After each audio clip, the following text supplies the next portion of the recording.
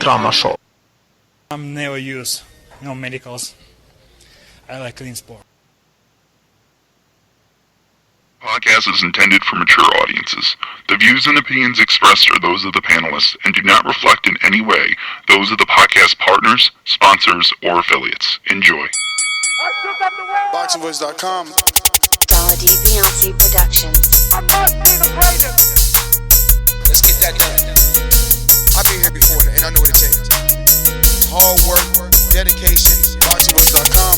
Mayweather is he's the best. Win, lose, or draw, we coming to fight. Can't nobody take that away. We're coming to fight. They do what they can, I do what I want. When you look at how he throws that left hook, it starts out really low. We're going to see what kind of character he has. And the lefts and rights by Maidana. And it's all Marcos Maidana here. A lot of those punches off his shoulder.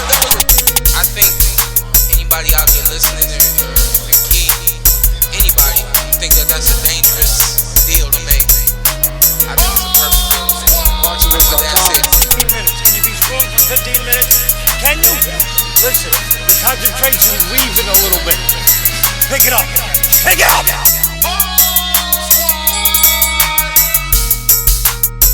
Some things about we got to deal with his body shots. I don't think you want to be that close to that.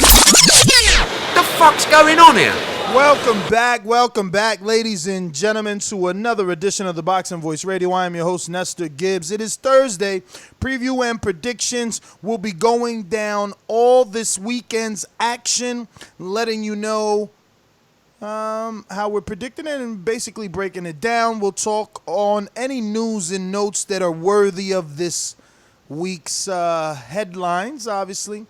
And, we'll just talk some boxing. You know the number to call in, 1-425-569-5241. Press 1 one time to voice your opinion on today's show. That is jam-packed when we're talking names in the sport. We got the young Gervonta Davis that is going to be making his comeback today, defending his title versus Ricardo Nunez. Then we got a unification over on DAZN.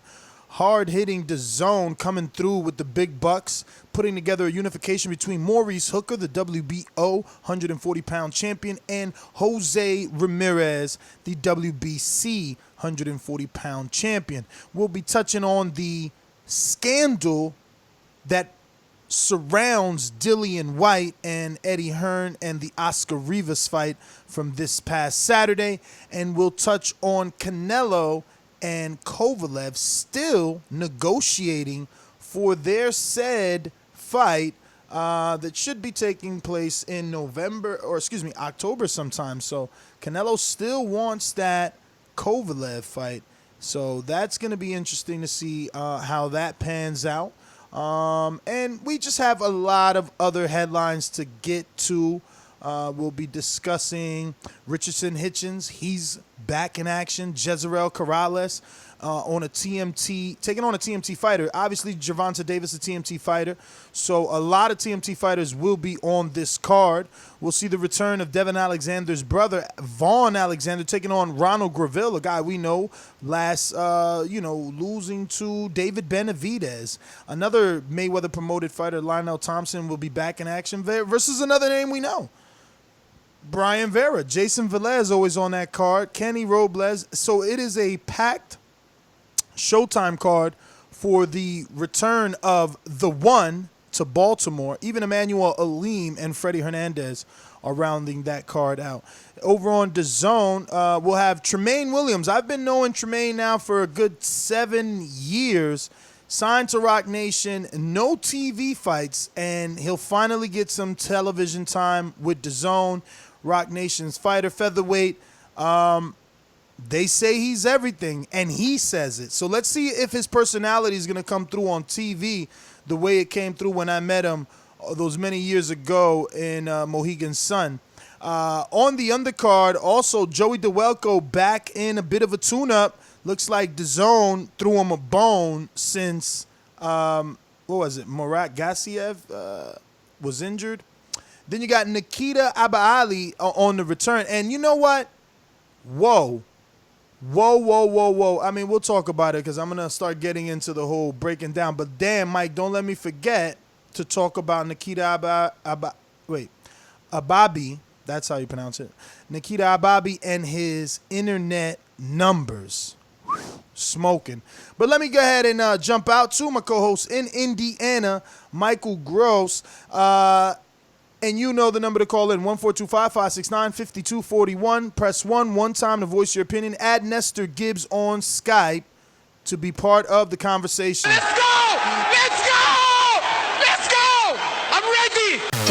DAZN Productions.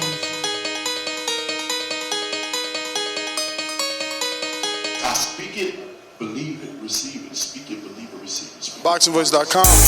So when I stop him, y'all gonna say he was too weak. He stayed out before he said it. A man stand up for what he believe in, and when you stand up for what you believe in, you accept whatever consequences come behind it.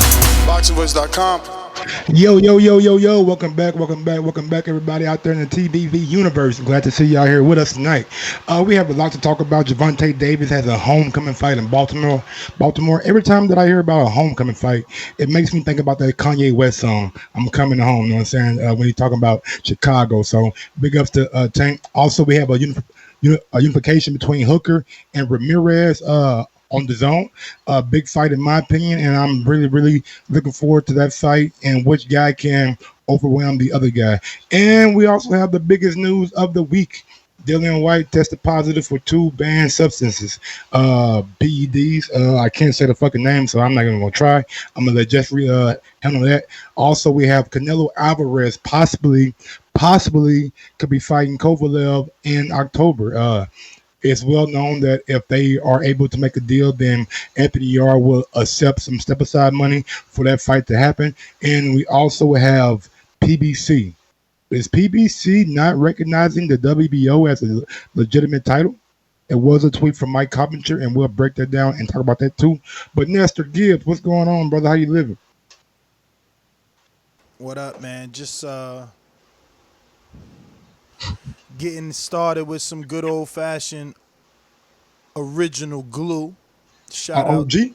Yeah, well, it's not OG. They call it original glue because they got sued. It used to be Gorilla Glue. Gorilla Glue, yeah, and that brand from Walmart and shit. Yeah, you're right. So, you know, they How was they gonna like... sue a fucking weed company, though? Excuse me? How they gonna sue a weed company? Like, we ain't got no... What you mean? You defaming my product. You out here... I got a wholesome, family-loving glue that anybody could use it from all ages. You could use my glue in kindergarten class all the way up to, you know... But we ain't got no gorillas on it. Yeah, they do got gorillas. Gorilla Glue got Gorilla Glue. I mean, got a gorilla. And they use a gorilla as their, you know, as their... Oh, okay, all right. Well, yeah, I get you canceled there. Oh, yeah, they got a big-ass gorilla as their, like, I don't know. That's why Ness is a motherfucking OG when it comes to that cannabis guy. I'm not looking up Gorilla Glue to see their mascot and none of that shit. Girl Scout cookies too, bro. They can't call it Girl Scout cookies no more neither. That's why they just call it cookies. You think Girl Scout? You think Girl Scout Worldwide Girl Scout wasn't coming for your ass? You trying to ruin our brand, our wholesome cookies? Don't associate our wholesome cookies with that. When I first heard about Girl Scout cookies, I was like, damn, the little kids pushing weed now. Like, what's going on? Boy, that shit is great though. That's probably my favorite strand. Well, next to the Khalifa Kush, because I only had that once. But that one time I had it, man, it was amazing. Yo, you know, we gonna fuck around and get the Khalifa Kush again when we together, and that's how long it's been. Like, it's probably not even gonna be good anymore because we can't get it. But whatever, we totally off topic. We're gonna start with Gervonta Davis, the one. He's back.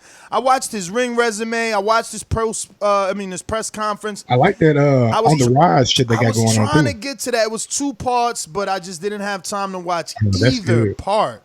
Either part of it, I didn't get. I did watch the sit down with Brian Custard though. That's the first part. Oh, really? Yeah. Okay. So then I watched that. I didn't know he had tattoos on his legs. He had a big kill on his leg. How I never realized that. They must be new, bro. Like that had. Well, he wear long ass shorts too when he in the ring. So much information. It was so telling, right? Like he's like, yo, when I'm depressed is when I get tattoos. Like, damn, champ, you got a lot of tattoos, nigga. Not only that, like, I ain't no one to count your pockets, but this is what I do for a living. I got to count your pockets and criticize you and talk about everything that I see on TV.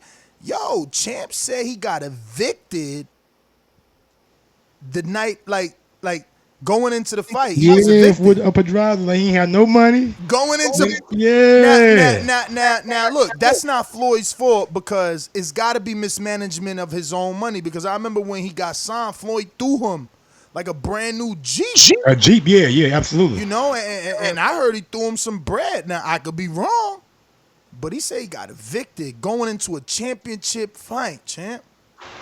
Yeah, man. Championship fight, going into a world title shot. Bro, I was shocked. He said, I ain't have no money. I was broke. And bro, he said he had to take the bus, and he slept in a bus station. I'm like, what the fuck is going on here? That should have me like, Thank you, Al Heyman, bro. Like, this is what I'm saying. Because he's probably with Al, but he ain't with Al, right? Like, I've never heard him being with Al. I heard he's with Floyd. Hopefully he's he always with says Al is like his manager, advisor, you know what I'm saying?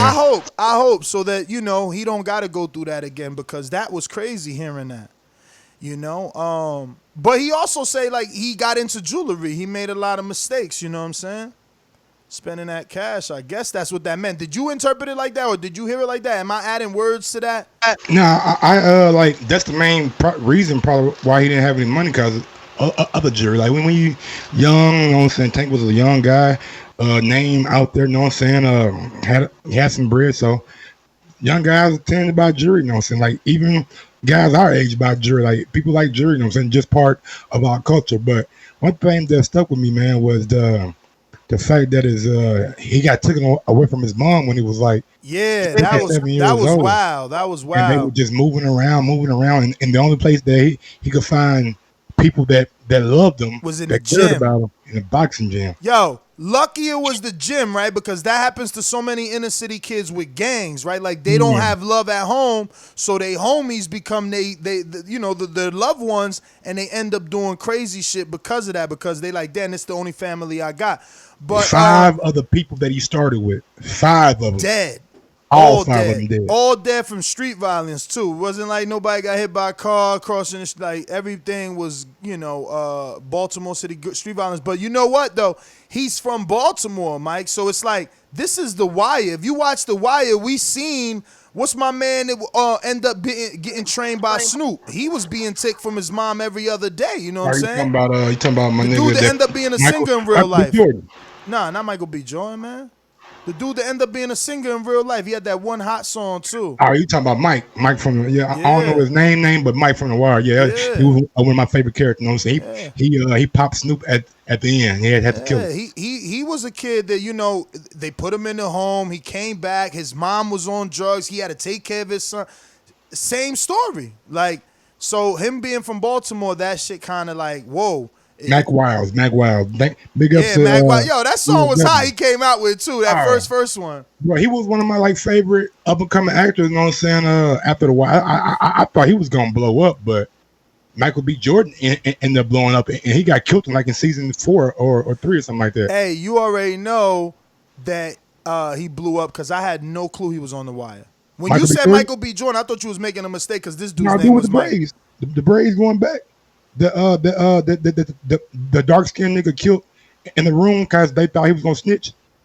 Can't even remember, man. Man, yeah, Michael B was definitely on The Wire. But yeah, man, it's just hard, man. Like gritty, like shit. Like I'm glad Tank, you know what I'm saying, opened up to it. You know what I'm saying, give us a better perspective on like. And he spoke well too. Like it flowed. Absolutely. You know, normally he pauses. Normally his tone is very low. But he had a good tone of voice. It was heard well, and he flowed. He didn't really stutter. He stuttered a little bit today at the press conference, but doing these like docu series, he didn't really stutter at all because he was comfortable with Brian Custer, and we just, you know what I'm saying, telling him shit about his life. Let me ask you a question. As a person that stutters, and you hear him stutter, but you also know that he doesn't stutter as frequently as you, which is just part of you. Do you think his stutter is nervousness, or could it just be natural like yours? Anxiety? I wouldn't know because it's like when I get around people and we just chilling. Like sometimes I don't even when I talk to bitches, I don't stutter at all. But I mean, I don't why know, she man. gotta be a bitch, though? It could be like a nervousness thing, or it could just be a thing that stuck with him. You know what I'm saying? Like sometimes that shit just sticks with you. You know what I'm saying? No matter what you try to do. But at the end of the day, you know what I'm saying? Shit, it ain't affecting him at all. You know what I'm saying? He got a bad girl, he got nice money, and he a world champion, and he one of the up and coming boxers in the world. He just has to, in my opinion, be more comfortable when he does press conference, because you can see the nervous energy in him when he's talking. Yeah, man. I guess we're not gonna waste too much time. I'm picking him. Yeah, I'm picking him too. But Ricardo Nunez, shit, he was talking shit at the press conference. Like, yeah, but fix your levels again. You got a lot of like background noise coming in. I think you got your mic too high. But I seen that he was talking stuff, and I seen some experts saying that Nunez is a puncher. I just never heard of him. I went through his resume, nothing there. All Mexico and like maybe France or something crazy like that. Like, I don't even know what this is, bro. I just hope that the rumors is true. So I'll pick Davis by knockout.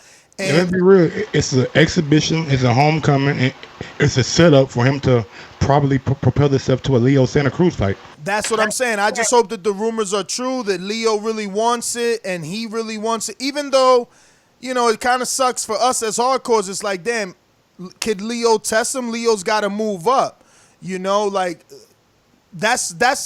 But at least that's better than Ricardo Nunez. You know what I'm saying? But yeah, I want to, and I'm a fan of the game, so I want to see someone try to take that date, and I want to see Canelo big up Leo. Like, I ain't get that date to this time around. I'm doing my own thing somewhere else. Yo, shout out to Leo Santa Cruz. Say como sea, it's a Mexican fighting. Like, who? It is what it is. At least it's a Mexican still fighting on that date. I think Jaime Munguia might get that date. That's just my gut. Versus who, though?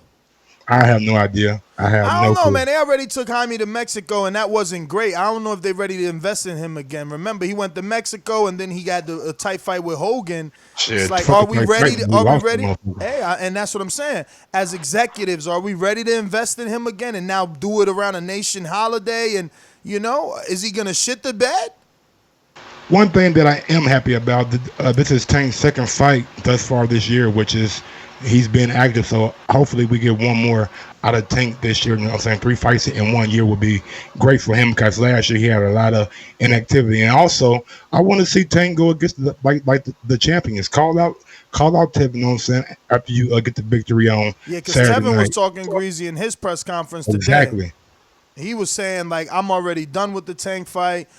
Tank talk tough, but he got handlers. I talk, my handler's going to do what I say. He talk, his handler's going to say, we ain't thinking the Tevin route. But Eduardo Pacheco is... That's the biggest fight for him, though. Like, looking at the division, those guys got past beef. Those guys do not like each other. They be on Twitter all the time talking shit. I mean, it's the best fight for him. In my opinion. It's the best fight for him, between you and I as hardcore fans. But, it's actually a difficult fight to make just because of the politics. We're on two different sides of the street. I don't think so. I hear you, but we are on two different sides of the street. I know, but I've heard Eddie say that he's willing to let Tevin go over to a fight. I don't think he has a choice. I think this is his last fight. Tevin's already had 3 or 4 fights, and it's probably done, So now it's up to Showtime or whoever. But, like, if you're Showtime, can you even afford to pick up Tevin Farmer to make this Gervonta fight? Like, the last time Gervonta fought, what'd he do? 430-something thousand views?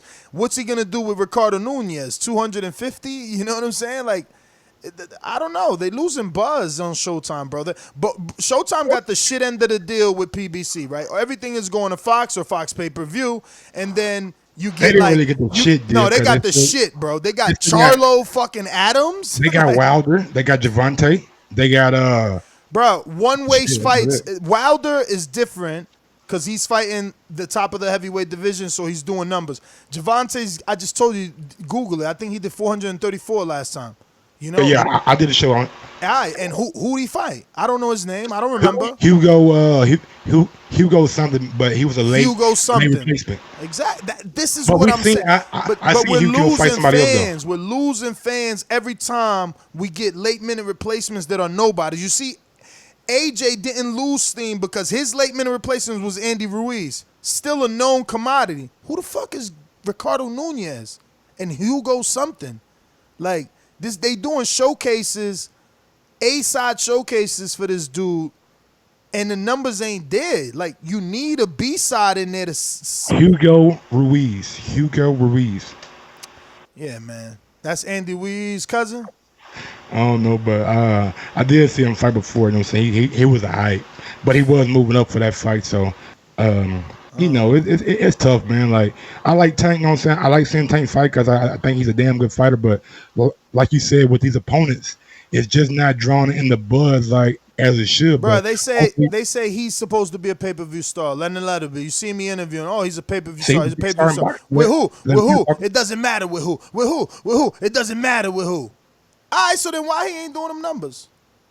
And is Leo Santa Cruz a pay-per-view? Or, I mean, I'm sure they're going to do it on pay-per-view. They shouldn't do it on pay-per-view. They should not, because that's a fight where Leo is coming up. If it happens, he's coming up, and he's already, you know what I'm saying, lost What the was card. Maurice? Because Maurice was scheduled to fight. Maurice was supposed to be on Showtime, but it wasn't pay-per-view. Okay, so that's so we might be safe then.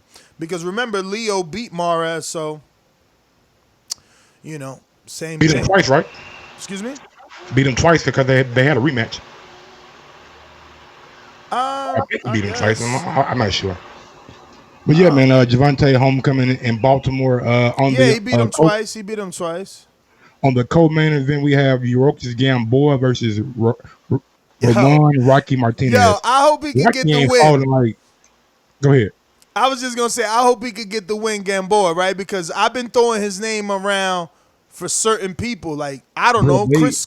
They getting Gamboa like a showcase, man. Rocky ain't fought in like I don't know how long, but during the press Gamboa's conference, so suspect. Gamboa's so suspect. You don't even know if he can beat you don't know Rocky. if he's gonna win or not. But Gamboa's like 5'2". Rocky's taller than him.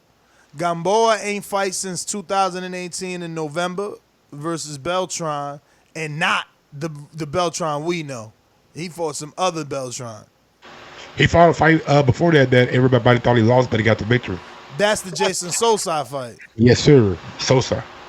You know. But this is like set up for him for him to win. Rocky hasn't fought in, I believe, like a year and a half. Bruh, so was years. Sosa. Sosa on paper is not supposed to be better than him. Sosa on paper don't got no Olympic gold medals, got no amateur background, he ain't even got the pro wins that Gamboa has. Gamboa still holds that win over Orlando Salido. You know, that's a serious win. You know, but that's his only win, to be honest with you. Honestly, Showtime is like looking to like line Gamboa up for Tank Davis. They said they're doing. Yeah, they Brian Custer asked him, we know you got to fight with Rocky Martinez, but are you looking towards the fight with Tank Davis if it's able to happen? So, in my opinion, that's going to be Tank's next fight if he can't get Leo. That makes no sense for Tank. Tank don't need that. This is Gamboa is for a person that doesn't have a welterweight. I mean, doesn't have a title that needs to build a resume. Gamboa, for instance, right? His last fight was at 35. Jason Sosa fight was at 30. Do we know what fight this is going to be at? What weight this is going to be at? I'm guessing it's going to be at 30, man. Let me if they're planning on lining them up with Tank, it could be at 35, but I really think it's going to be at 30. Damn, my comb just broke, yo. Yo, so rough ass beard, man.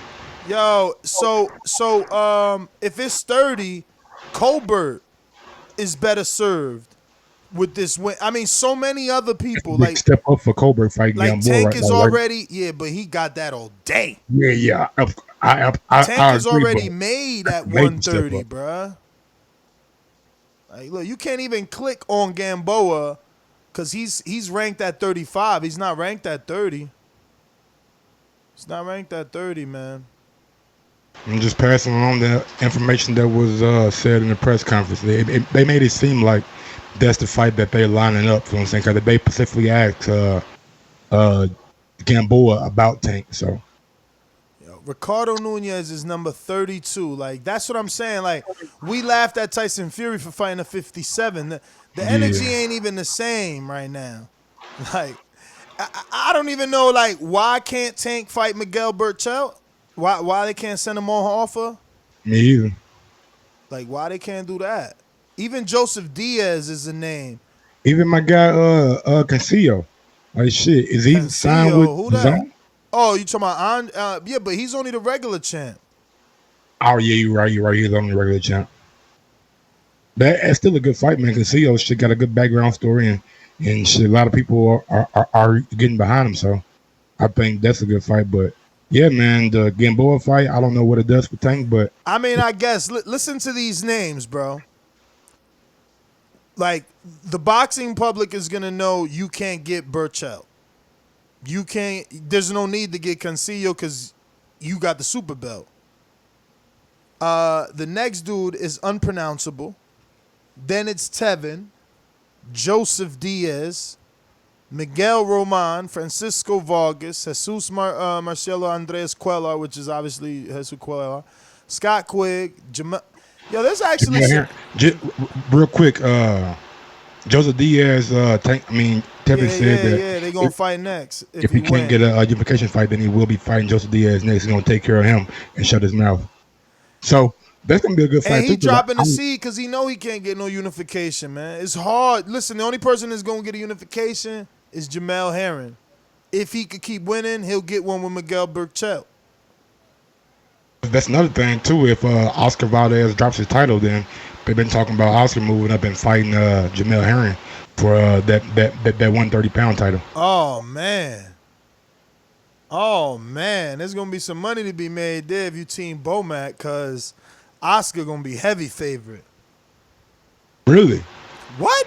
Moving up? What? I mean, you know Oscar better than I do. I'm not probably even picking them, but I guarantee they gonna. Bruh, come on, Mexican. Fake power puncher, throwing mad hooks. Now he with Canelo, boy. Now he with Reynoso, remember? Does Oscar have that push from the Mexican public, though? Valdez? Yeah. Valdez is real Mexican. I haven't really seen Valdez is real Mexican, bro. I think he even lives in Mexico. He got a whole farm with animals and everything. Dude I think got an alligator and all that shit. He in Mexico with a farm, and he just was posting a picture in Sinaloa, Mexico, with his girl too. He in Mexico. He out there. He real deal Mexican, bro. And he speaks Spanish. But correct me if I'm wrong, chat. But I believe he real. Yeah, that'd be a big fight then. Shit, Jamel Herring, a U.S. veteran versus a Mexican fighter. That should be a big check fight out for Brian Showtime. Clark. Brian Clark, like, yo, Gary Russell calling out Leo. And but he ain't popular. He ain't popular. Like, Gary got to get more active, man. Gary got to fight again, but before this shit over with, he got to be back on Wilder's undercard. Like he has to fight again. Tell Gary go to the zone, man. That's what he needs. Yeah. He need to go to the zone so he can fight 4 times a year. Like fight Tevin or like somebody like that. Oh, he in Tevin division? I mean, he had 126, but he been talking about moving up, fighting, taking shit. So if he's willing to fight Tank, he's willing to fight Tevin. We have Jezreel Corrales versus Ladarius Miller. Yo, how long could Tevin make that weight though? He be looking Skeletor in the I've way. never seen Tevin struggle though. Like, have we ever seen Tevin struggle to make weight? Nah. Tevin like a consummate professional. Like, I've never seen Tevin struggle or even have to re-weigh in. You know what I'm saying? Like, Tevin's about that boxing life. You know what I'm saying? If with as far as like the weight goes, and as far as like the training and just like his boxing ability, I really do think Tevin is a damn good fighter. But Jezreel Corrales versus Ladarius Miller. Yo, when they dusted this dude off, does he even got a win ever since losing on HBO? Jezreel? Yeah. I don't think he lost that belt to. I remember Golden Boy signed him because he had like the WBA regular belt. They were supposed to line him up with maybe Jason Sosa, I think. Let me see this dude. Panamanian boxer. Oh, he's suspended, huh? Suspended by New York. That's New York. Nigga, that's Indian Nation, nigga. That's a reservation. I thought that was Turn and Stone Casino, champ.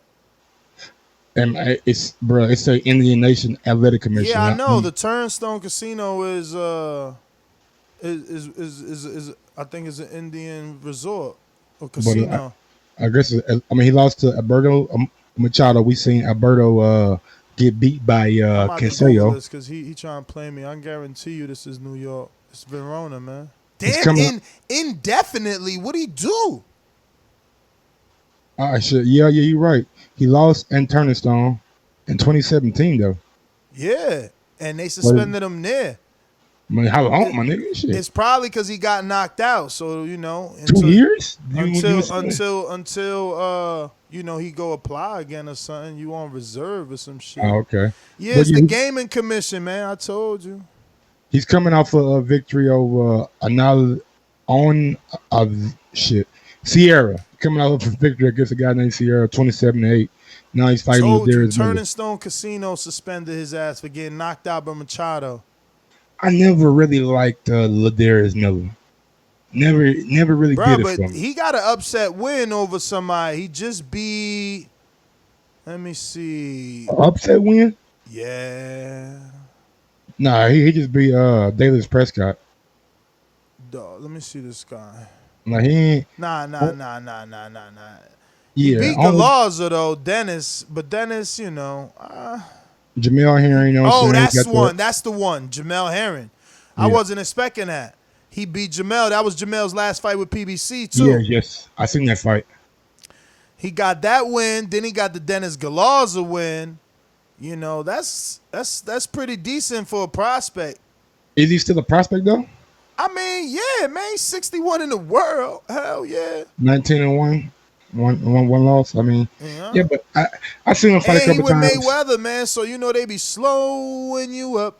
Yeah, I've never been really impressed by Ladarius, but Jezreel ain't really fought in I don't know how long, so I'm gonna pick Ladarius Miller to win that fight, and I'm also picking. Don't want to pick Gamboa, man. Fucking hell. Yo, I'm gonna go with Gamboa. Gamboa. Same for you, Miller and Gamboa. I don't even know, man. Gamboa, man. I gotta check something. Cause you said Rocky ain't fight, but Rocky ain't fight. I don't know how long. When the last time he ain't fight? Cause he's so tall and long, he uses his range. And he dropped Mikey, and I think he lasted how many rounds of Vasil? 5. And we seen Gamboa come in lackluster, and we see him fucking complacent. We seen Gamboa come in not focused, bro. But this dude got one tune-up since the. Damn, but that's a long time off. He probably refreshed. That motherfucker almost took 3 years look off. Old as hell at the press conference like a damn skeleton. Nah, but that's always him, B. That's always him. But this fight is at 35. It gotta be at 35. Gotta be at 35. This is his second fight at 35. He had one fight this year, not too long ago, man. He might be in shape. I don't know. Gamboa the one ain't fought in a long time. I thought he fought somebody down in Puerto Rico. Let me see. Nah, man. That shit say Miguel Beltran November 2018. It's a long time ago. He fought one. I mean, he fought someone then he coming off that Jason Sosa fiasco. Shit. This a 50-50 fight, champ. It's a business fight right here. This a 50-50 fight. Gamboa flashy, but he old and slow already. He be getting caught. He swear he good too. He swear he good with his hands down, with his whack ass bravado. He be all in the ring, like, you know what I mean? Trying to like side by side walk down, lay his hands like what? And then he just get popped all the time. Get your whack ass out of there, man. He ain't been good since Roger Matagua days, since him and Lopez was being lined up, man. Like, and that's sad. Like, looking at his resume, my man ain't beat nobody of note since Orlando Salido. Cause anybody that watch boxing know he lost the Jason Sosa fight. So he just sitting out here doing absolutely nothing since Salido was 2010, bruh. He got 9 years sitting on the bench. Cause, well, He did beat Ponce. But Ponce de Leon retired after that. I mean, he got secondary names. Like, if you like the Ladarius Perez, but that fight was tight. Is it Rocky Martinez? And Michael Ferenas, that was on the Pacquiao undercard. They put him down. He put him down on that fight. Ladarius Perez was tight. Then Crawford whooped your ass. You know, then he got tune-ups. Highland Williams Jr., that shit went decision. That's the fucking the Suki Promotions dude. Like, how you let that dude take you 10? You know, like Castellano beat him, who's a journeyman. Why you be giving Suki them such a hard time? Because that's the only two fighters she had. Patrick Highland, and Highland Williams Jr. And it's like, they still signed to her? I don't know if they still sign. I hope they ain't. All I know is she never even put a press conference on. Like, she never been a Lou DiBella or Raging Bay. Like, she never was at a fight. Like, I think she was at one fight. Let me take that back. I think they showed her on one fight. But, bruh, she never did. Like, she ain't no Kathy Duva. Shit was crazy, bruh. It was worse than Tyson. It was worse than when Iron Mike had Iron Mike promotions. You know, they was just using iron for the face. It was worse than that. Shout out to Kathy Duva, man. She had an interview on Fight Hype. And she was like, yeah, we're getting really close to a possible deal with Kovalev and Canelo. And she let it be known, like, shit, Canelo the man. Whatever he wants, he gonna get. If he want Kovalev, we got to oblige because the money is just there. Meanwhile, they wasn't happy with the offer. Now they want to play ball. So tell me this. The offer's getting better though. He said it's very, very close to like what they want. So tell me this.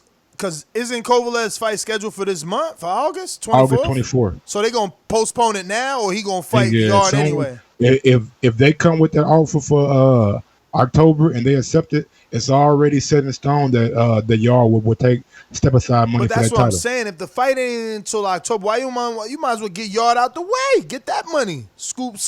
Yeah, come on, man. You smarter than that. No, I'm not. You gonna risk a big fight? Bruh, we 30 days away from that. My nigga, you gonna risk a big fight with Canelo fighting Yard, who probably will beat you? Yeah, I'm pretty sure Kovalev could get a decision on Yard. In Russia? In Russia? Nah. Man. Nah, baby. Round to the camp. Yo, listen, I hear you, bro. When has my eye test been wrong, baby? Let me know. Name somebody that I said was good with my eye test. No, I don't know. Won't you name some people that you did tell us was good that weren't already established, bro? Come on. Yard. What prospect? Yard was good. How you gonna tell us Yard was good? He's yet to prove it, and that's the one we're debating. I'm telling you now. Wait, watch him be Kovalev. Okay, let's start with another one since this guy has yet to prove it. I'm trying to think, man. I've been saying about Terrence, but he was already established. That's what I'm saying. Yeah, so you just repeating yourself. No, it's not that. It's like I wish they would have fought, man. I wish they would have fought. You said, when am I wrong about the guys I put y'all on? And I'm like, Joshua Boatis, you know what I'm saying? Still good. I told you about Daniel Dubois. Wasn't you the Okoli guy? Nah, bro. I said I like his story. I never said he was that guy because. Wasn't you the Dillian White guy too? I was the Dillian White guy. I was saying that Dillian deserved a shot at title. You gotta take your shame the way I. No. Hold on, Mike. You gotta take your shame. No, the way I took my big baby shame. Yes, sir. And I will. Like I'm here for it. Like I'm not gonna run to my tail. I did say that Dillian White deserved a shot, but I didn't know the nigga was taking dope. Like, I'm supposed to know that. Hey, same thing I said. I'm supposed to know what they're doing in their private time. It is what it is. But you can't be out here bashing AJ, bashing Big Baby, bashing Ortiz, bashing all these guys perfect, you know what I'm saying? And then you come up with a test like this, and with two things in the system, we'll get to it. Let me ask you something. Did you watch the interview with Eddie? Nah, not yet. What'd he say, man? This is what I'm saying about these dudes out here interviewing Eddie, bro. Man, we gotta finish this card, man. Ain't nothing on this card, man.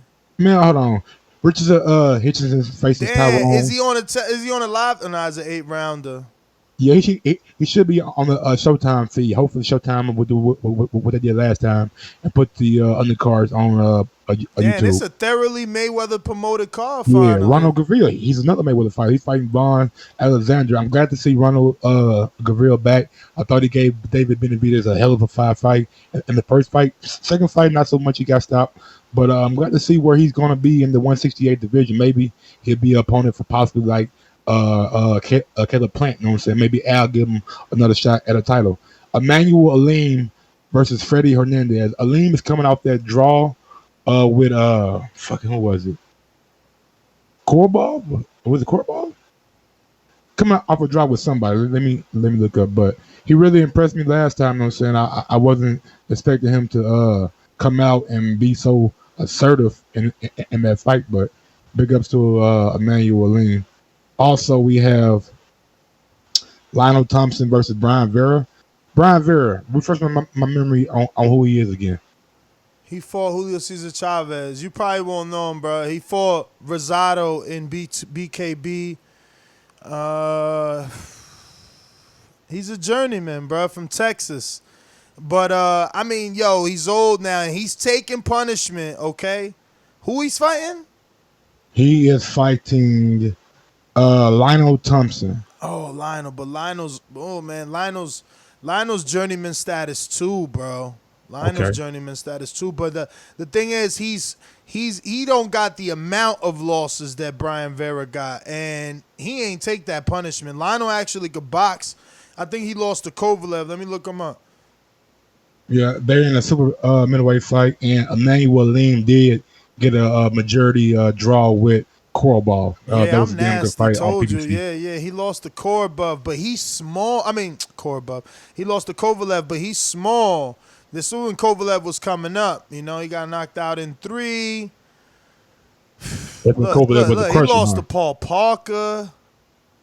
Never heard of him. He lost to Hot Rod. Split. Hot Rod. A split.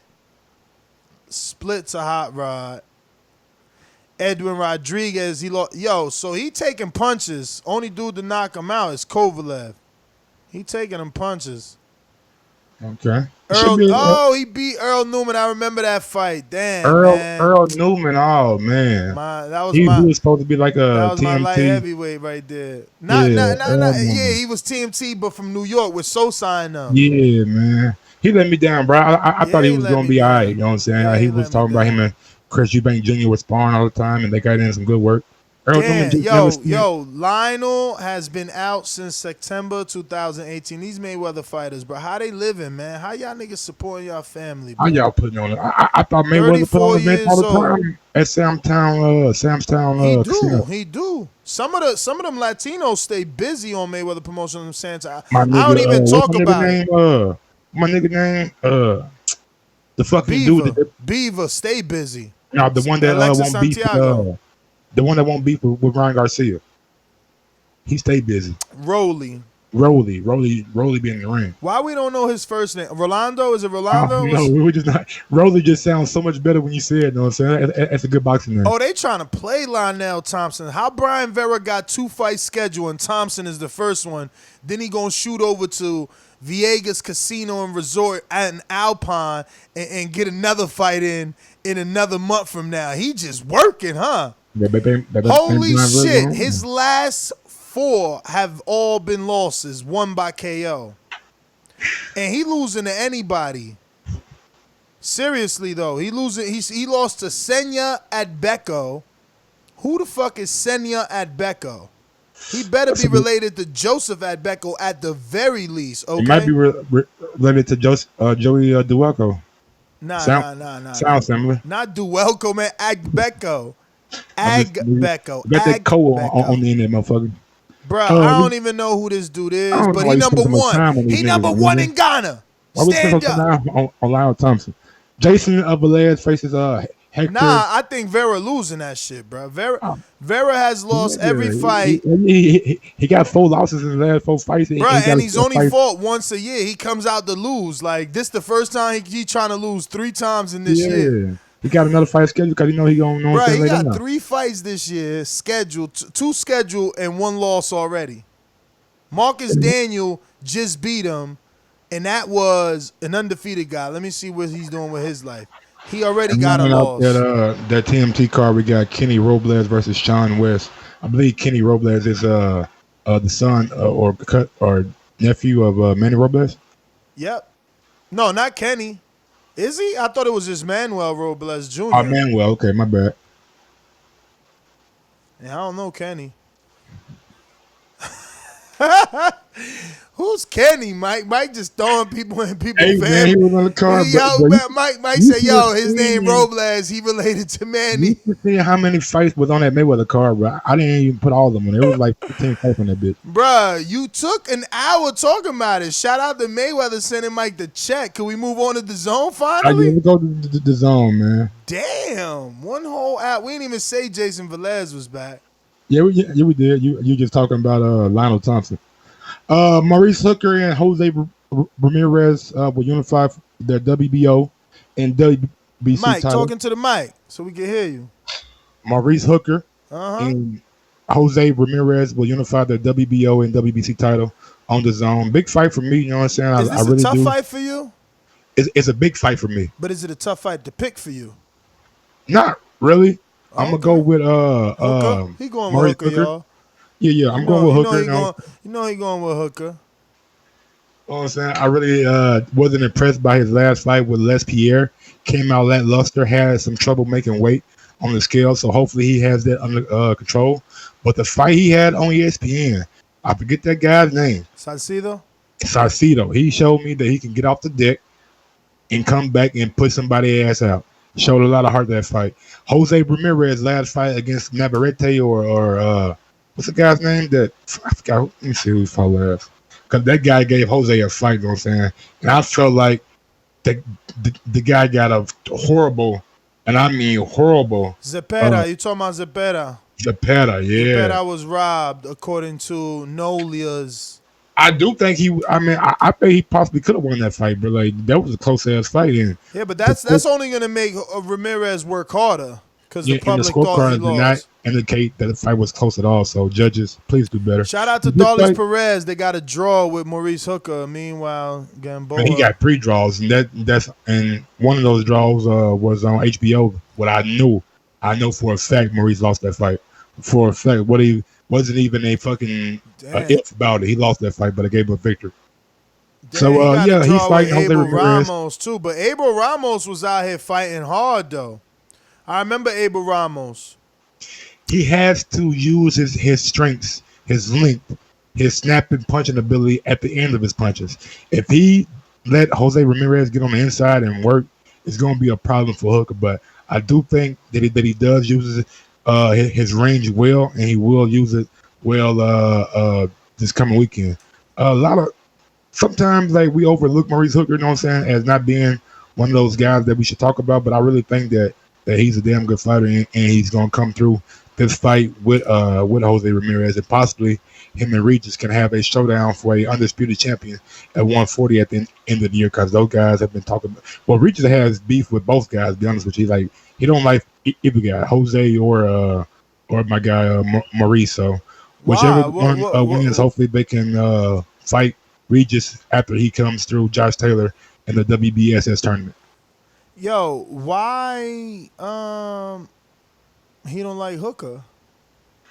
They had a fight in the amateurs where Hooker got the I believe Regis got a decision, but people felt like Hooker won, or Hooker said he won, and they just been going for that. Then Hooker said some shit about taking it, you know what I'm saying, off boxing and into some other shit, and Regis was just like, bruh, I ain't gonna talk about none of that shit. If that's how you want to play it, nigga, we can play it like that, you know what I'm saying?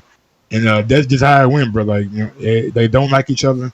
They're both from the Texas, Houston area, but not Houston, but one from Dallas and one from Houston. Well, from New Orleans, moved to Houston, and Regis had a lot of amateur fights in Texas and fought Maurice, and those guys just don't like each other. And Ramirez is just like his manager, and guy been talking shit towards Regis. Really try to blast him when he had that fight down in Louisiana at the Raging Cajuns arena, and took shots at him, and Regis took shots back. So either fight is going to be a good fight if Regis is able to come through the WBSS tournament. Josh Taylor is no guy you should look over, but in my opinion, I think Regis just has too much for Josh Taylor.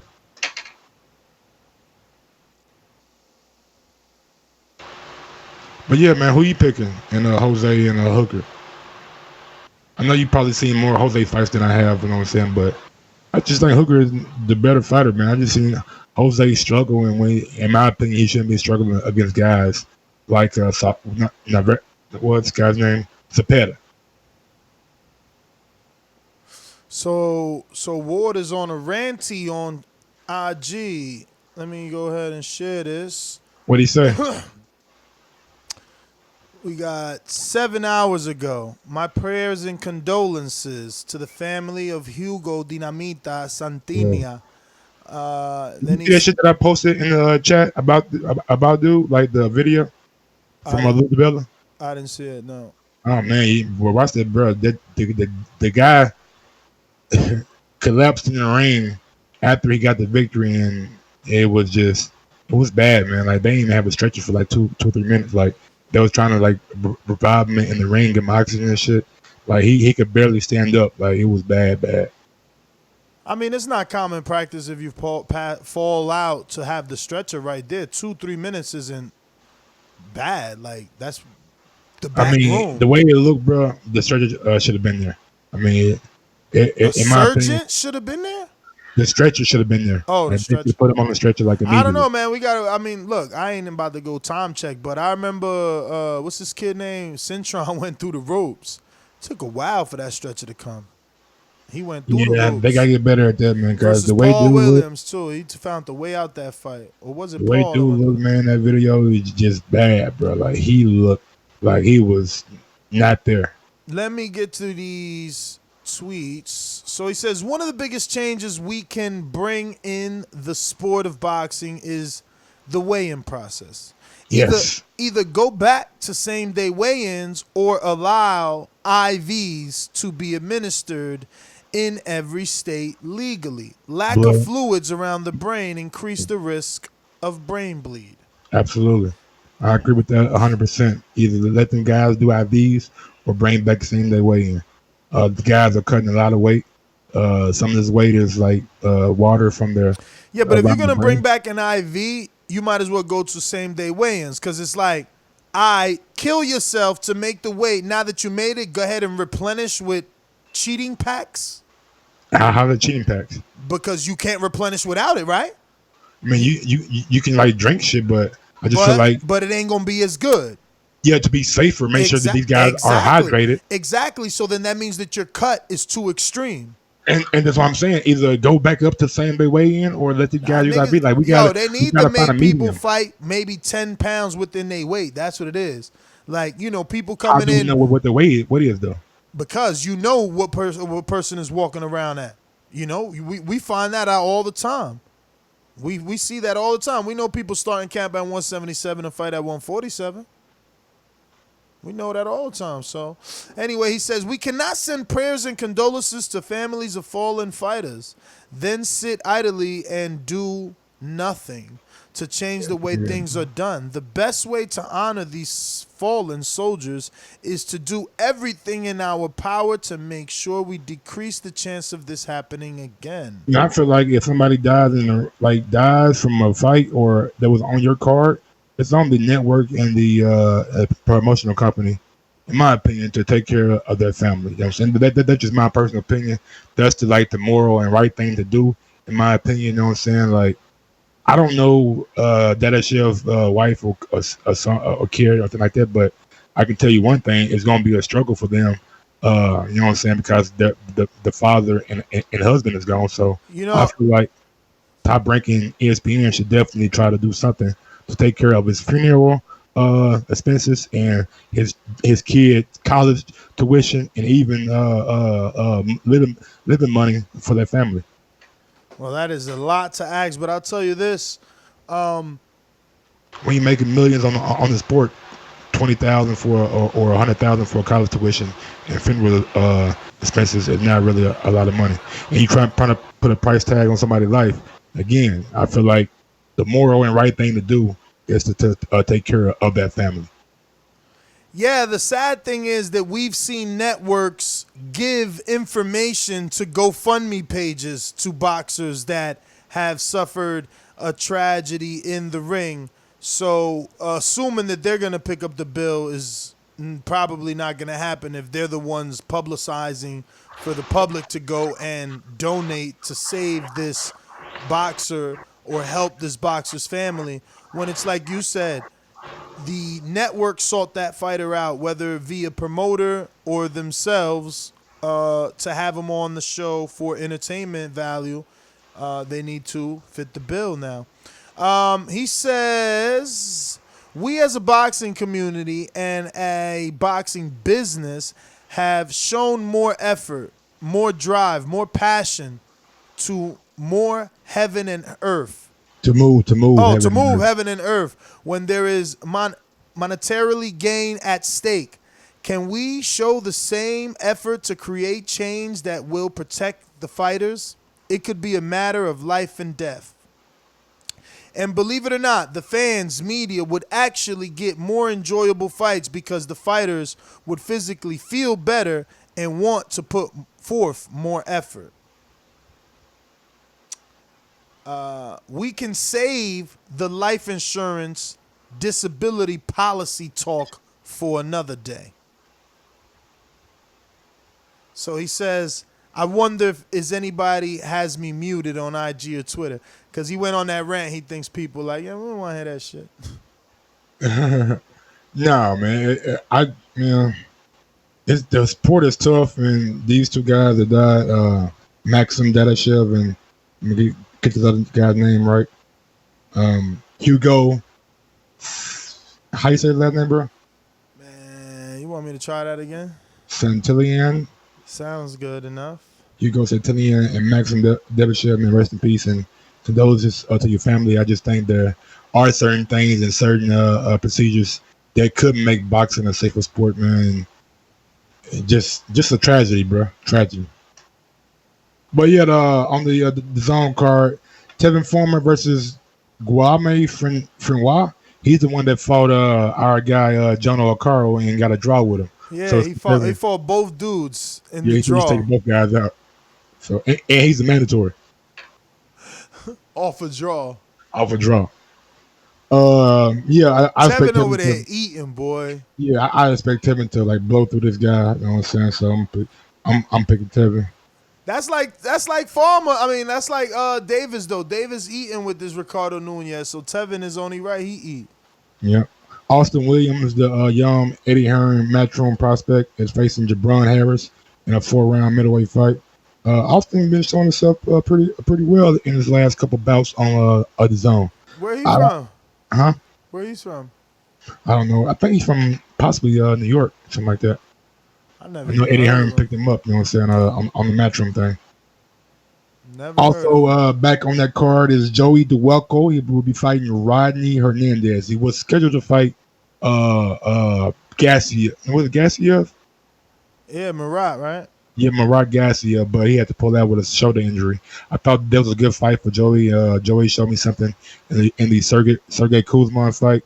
Showed me that he's a real good boxer and was fucking up Kuzman to the body in a fight that I thought he should have won. You know what I'm saying? Kuzman really didn't impress me, but yeah, Joey is fighting Rodney Hernandez. Don't know much about him, but expect Joey to probably have a showcase. Nah, that's definitely a stay busy. You know, they like, look, man, we're sorry that Gassiev is out. We could give you this little fight, a little baby check, you know, nothing serious. And to the guy that Nets wanted to talk about, Nikita Abiali is fighting Yurnir Calzada in a 6-round middleweight fight. It was something you want to tell us about, Nikita. Yo, Joey coming off of 3 straight losses, bro. 2 in 2018 to Brian Jennings and Andres Fedosov, and now Sergey Kuzman in March. Kuzman lost the asterisk by that, bro. That's crazy. Ain't no asterisk over here. No, it's not on Boxer, but it should be.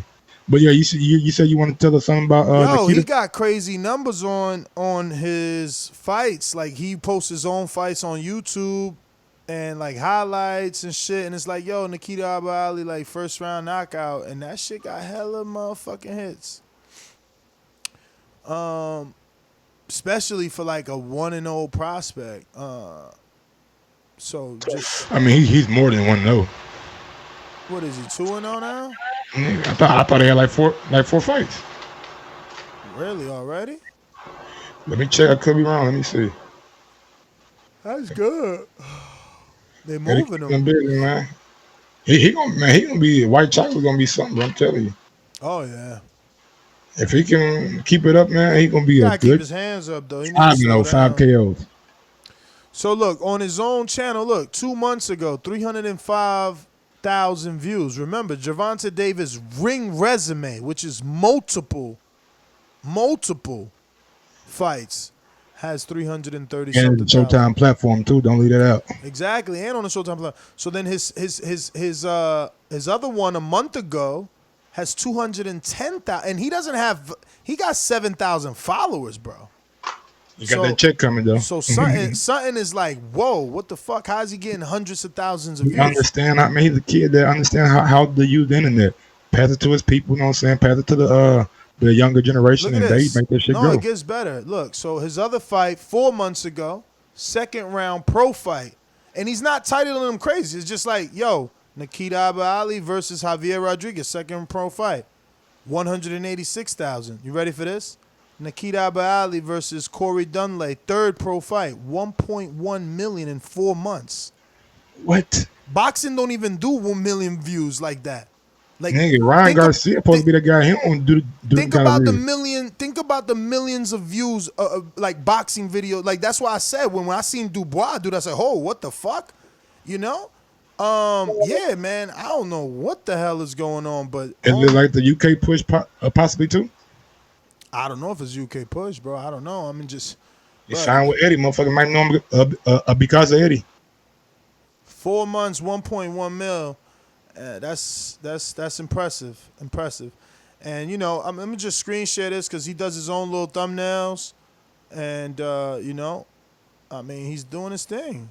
He's got his own, and his channel. I've told you guys about his channel before because he does pranks and stuff. Like, look, his friends duct taped his car. I haven't gotten to watch the video yet, but those videos don't even get the amount of views that the fights get. Like nothing compared, you know, to what the fights get. But yeah, really strange because 7,000 subscribers. So shout out to a Bobby slowly becoming a star, man. So what else we got on this DAZN card? Stephen Acosta versus Joel Magdaleno, 4-round fight. No clue who that is or what that is. So we'll move on and get to what everybody really wants to talk about, which is Dillian White. Dun, dun, dun. We'll finish off that DAZN card. Stephen Acosta will be fighting Joel Maldonado in a 4-round Virginia bantamweight fight. But yeah, Dillian White, it's official. He was popped for performance-enhancing drug, not just a banned substance. I can't say these things' names, so if you could put him in Jeffrey, maybe he could say them. Yeah, let's see what we got, man. Let's see what Jeffrey's talking about. I never heard of any of this shit. I tried to Google, you know what I'm saying, but they ain't give me like no definition on like what it do. Thomas Hauser had a good enough breakdown on the 2nd article he put on Boxing Scene about it. Okay, Dillian White tested positive for 2 dianabol metabolites epiphendianone and hydroxymethandianone. Epiphendianone and hydroxyepiphen whatever. Sound like he on a toilet saying that shit. But yeah, they are. Hold on, let me try one more time. Let me see how this sounds shorter. Dianabol metabolites epiphendianone and hydroxymethandianone. Yo, metabolites alone sounds like something that's going to speed up your metabolism to help you lose weight. Both drugs are a metabolite.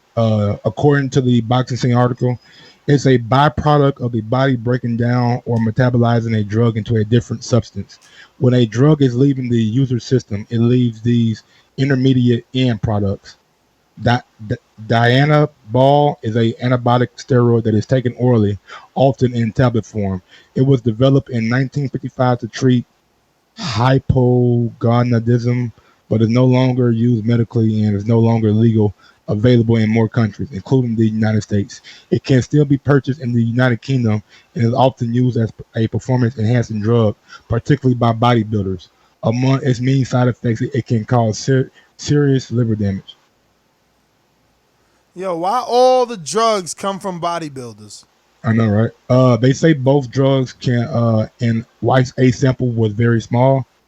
It could have been ingested as part of as a supplement rather than a direct ingestion.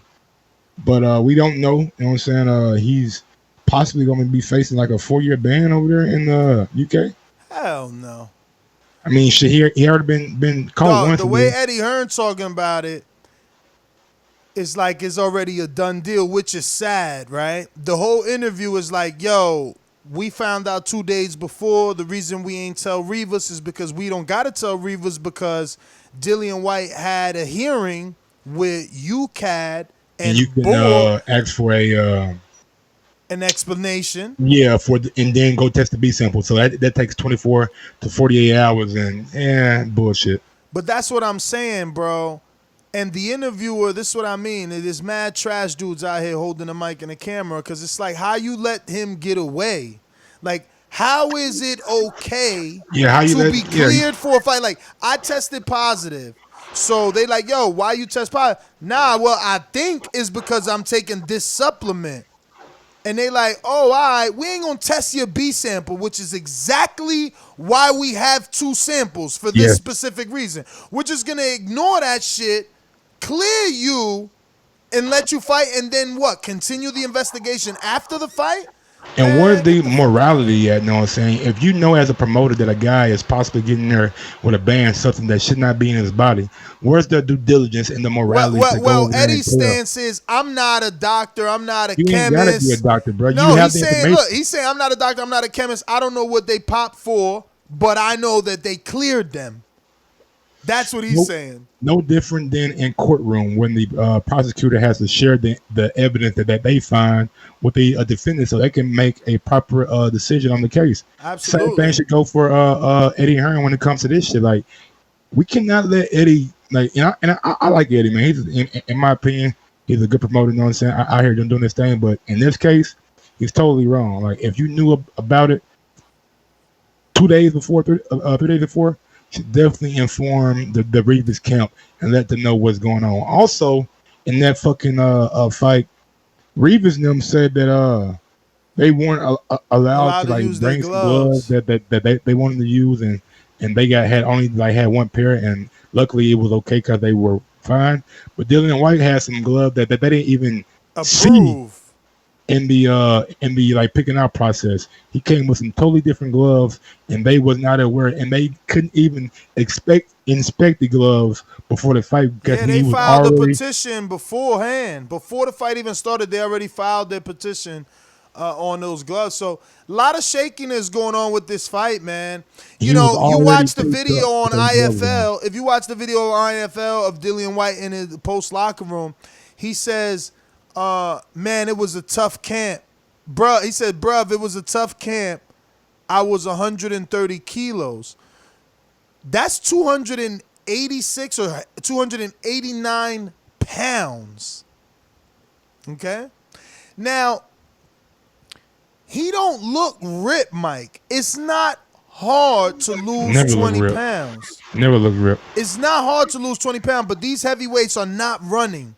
That's why they popping for this stuff. Because if you run, I promise you, I'm 40 and I lose 20 pounds all day. Whenever I see I'm getting fat, I'm not about to go buy more clothes. I get back to jogging. My nigga, I go rolling, you know what I'm saying? Like going to do my shit, and nigga, you can tell from the sweat and shit, and like you can see the difference, you know what I'm saying? Like if you do it consistently, like for a week or two, like you can see the pounds coming off. Bro, I read an article that let me know that these dudes so used to cheating that the author was like, that it's almost impossible for him to lose 20 pounds and train for boxing in 8 weeks. I'm like, what the fuck? Damn, how much technical training are people doing in the gym that you ain't got time to run or do any lick of cardio? Mind you, boxing is cardio anyway. You in there hitting the pads, the bag, you sweating. Shadow box, you sweating. Jumping ropes, you sweating. Like, I'm not getting how you can't lose 20 pounds. Because you're going back and eating that shit you ain't supposed to eat. You eating them motherfucking big ass steaks and potatoes and butter and all that shit that's gonna stick to you. These motherfuckers ain't out there eating salads every day, you know what I'm saying? Eating the right shit to put in their body. I'm saying maybe some is, but for the most part, when you blow up like that, you eating too good. Real shit. I just think it's sad that if this is true, that means he ain't got no work ethic. Cause I'm telling you, 289. Fuck all that, man. Listen to me, bro. 289 is easy because that's water weight. Like all it is fat and bullshit that you ate. So you just run and it falls off. Like I don't get it. And he came in at 259. Like matter of fact, I forgot I had this, man. How the fuck you taking PEDs and you still fat? How you taking diuretics and you still weigh 259? Like, I hope he got, because according to Eddie in the video, he got this big statement that's coming out tomorrow and we all gonna feel stupid. And it's funny because Eddie riding with him, but he's still taking shots at Big Baby. Yep, and Ortiz. At the end of the day. No. In the same interview, he's still like, you know, Big Baby's way worse than this. This is nothing compared to Big Baby. I'm like, whoa. At the end of the day, my biggest gripe with it is a promoter knew a fighter was coming in the ring with something that shouldn't have been in his body. They could at least notified the Reeves camp. At the very least, that's what they should have did. And for them not to really shows me a lack of morals, just fucking overall decency when it comes to being a human being. Like, if you know a guy is possibly cheating and has a banned substance in his body, least you can do is tell Reeves Camp and let them make a decision based on what they want to do. Not only what you want to do because you want to save the big event and bring in the money and not have the television people to be mad at you. That's fine and dandy, but at the end of the day, you have a due diligence to all fighters, not just your fighters, to all fighters when you're putting on a event to let them know what's what, and that's where I'm gonna end it.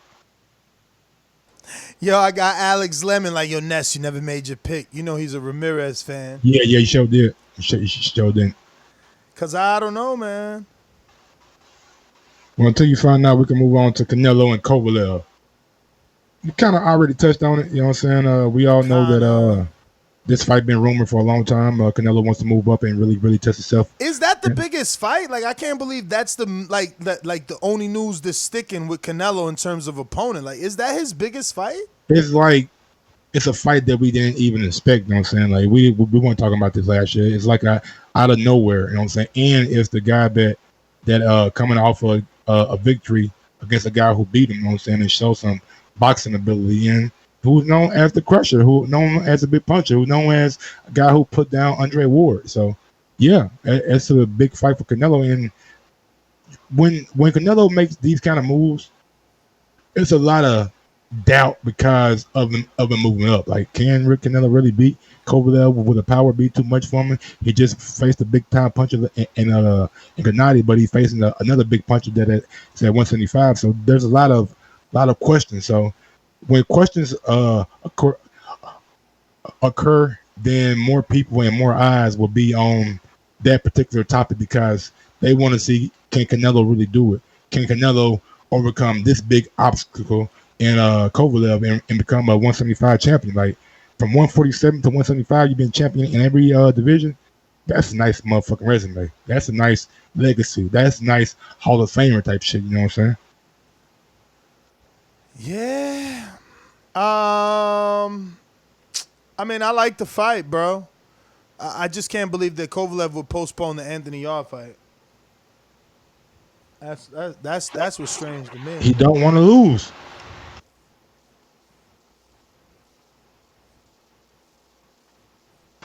Anthony Yarde got something for him.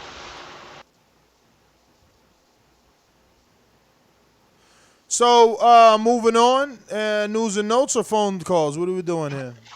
News and notes, man. PBC. Oh, yeah, this is interesting. Mike Commenter had a tweet, and he stated that PBC did not mention the welterweight champion or Andy Ruiz WBO belt. And it seems like he's saying that PBC is not going to recognize the WBO as being a legitimate title because they do a lot of work with Top Rank. that it's got to be more than that. I seen in the chat someone said, "Oh, the WBO president started it first," but it's got to be more than that. It can't just be that.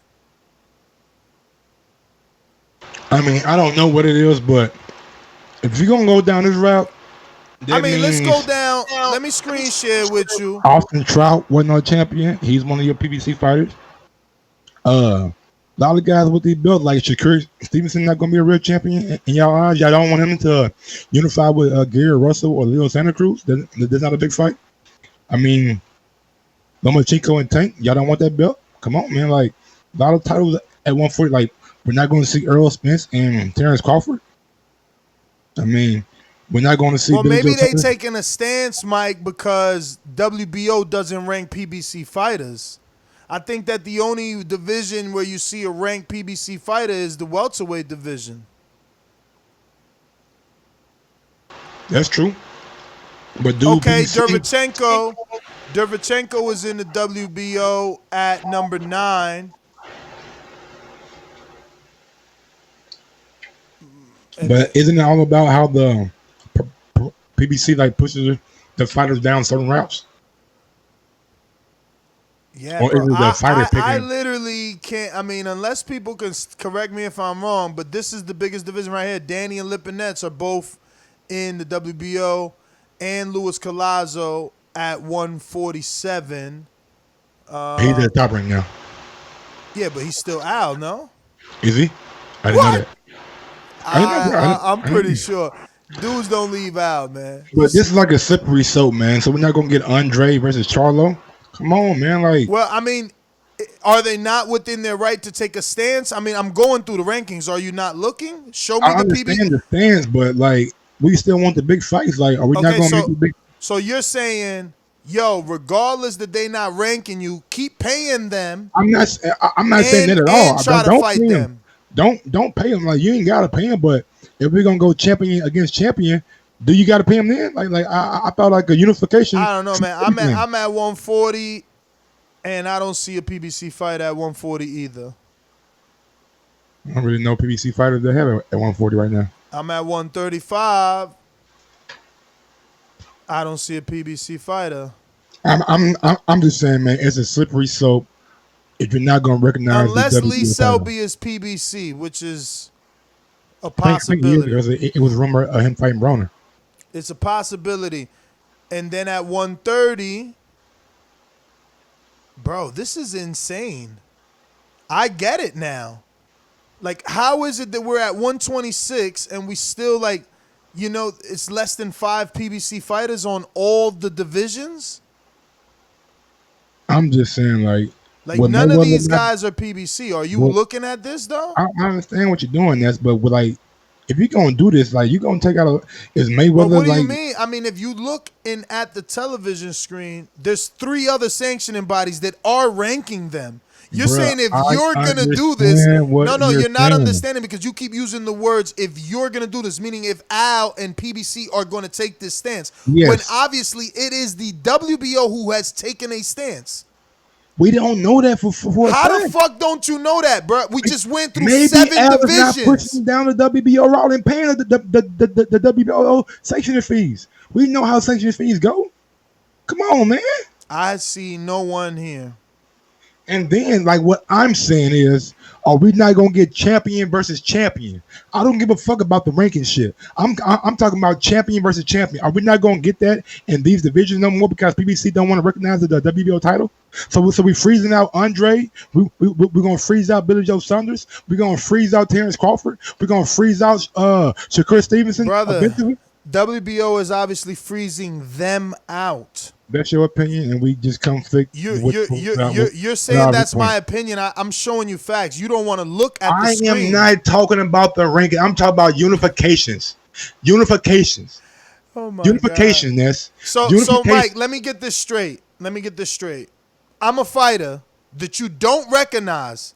So then I worked to become a champion in another sanctioning body, and now you want to unify with me. It's not the fact that we don't recognize you. How do we know that those fighters are going down the WBO right? How do we know that they're paying those sanctioning fees? If you don't pay sanctioning fees, what happened? You don't get ranked in that fucking ranking system. You know that. Mike, you've been around boxing a lot longer than I have. Mike, I highly doubt over 200 fighters, right, decided we not going to pay sanctioning fees. That's a little far-fetched. That's a little far-fetched because, again, not everybody's at the top. Everybody's name ain't Floyd and Gervonta and Danny. How is it far-fetched when you're paying for sanctioning fees? It's all good. I'll let the callers decide. You know, obviously you and I on two different All I'm tracks. saying is, if I'm paying 4, why not only pay 3? I mean, it's not far-fetched at all. But okay, but you know what's far-fetched? That you're saying Al is telling them only pay 3. That's I'm not what's saying far-fetched. that at all. I'm saying, what if that's happening? You said he's pushing them. What do you said? What if he's pushing them down another route so they don't pay those sanctioning fees? That's what you said.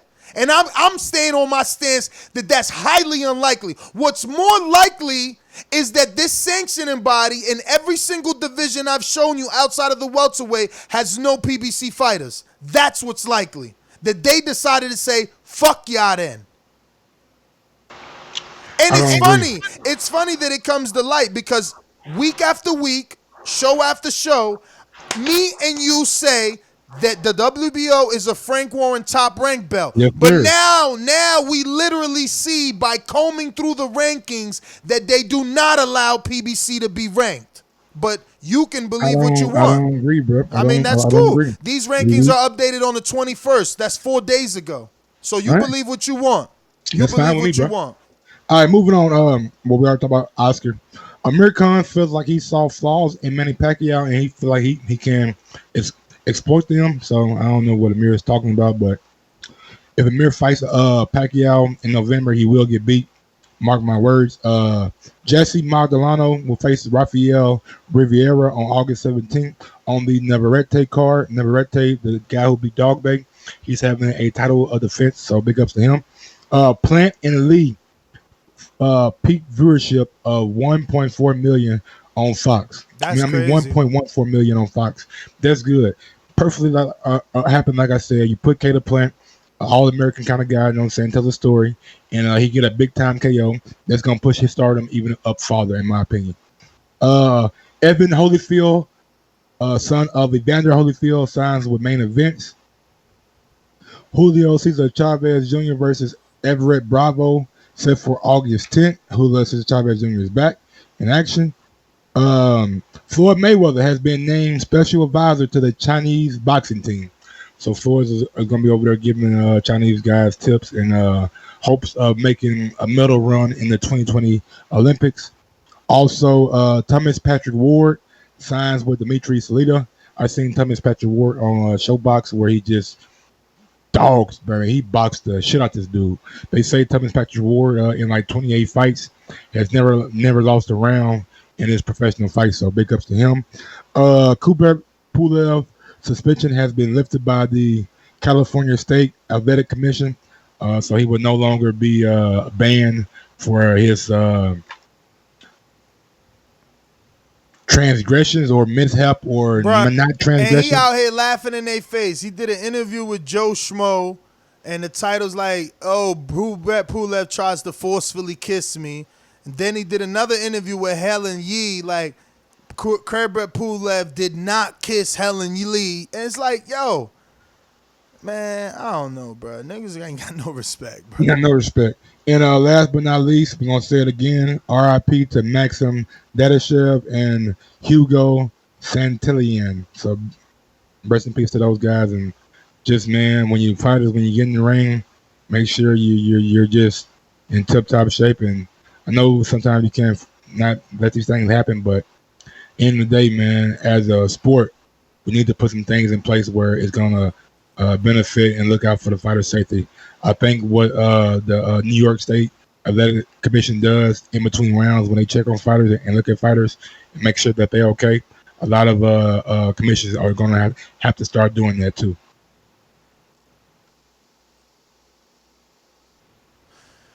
Word, man, word. Right, so we going to callers? We're going to our sponsors first. Yo, so and if you're listening right now on YouTube, go ahead and smash that thumbs up button. It helps with the visibility of the show. If you want to go one step farther, head over to Patreon/theboxingboys.com and go ahead and sign up to Patreon for as little as $3 a month, and you can get shows on Monday, Tuesday, not Wednesday, Thursday, and Friday. And yeah, just be a part of the TBV family and get exclusive content. Yes, sir. So, sponsors. Remember to rate us 5 stars on iTunes. These calls are brought to you by El Camino Electrical Services, experts in electric vehicle charging stations. For consultations and turnkey installation, visit us at elcaminoelectricalservices.com. Mastermind, Big Supermax, Texas, talk to me. What up, guys? Can y'all hear me? What up? So, this beef with the WBO is real, but it's weird, and it's not nothing new, though. If you remember, when Floyd took Manny's belt back when it was the WBO, they tried giving him some shit, so he just copped it up, and they never even sent Floyd his copy of the WBO belt, I think, for a while. So it's definitely, there's definitely something bigger that we don't know about that they have against Al Haymon fighters. So it's definitely curious. Other than that, I'm really looking forward to this Maurice Hooker and Jose Ramirez fight this weekend, man. That's really the big one. Tank Davis, man, I don't even know who that dude is. I got a cousin named Ricardo Nunez. I was making sure it wasn't him fighting. So that's how well known that dude is. Shit, man, I can't see Tank being a pay-per-view star at this rate, honestly. Fighting guys like this. And if he fights Leo, I don't even think that's a pay-per-view, man. Leo, he's got a good following, but I don't want to say he's like a big-time star, man. I mean, Golden Boy didn't even see a lot in him. If you remember correctly, when the Haymon fighters left, Golden Boy actually sold Leo's contract. They still had him, and they sold him away, so that shows the faith that they had in him as a star.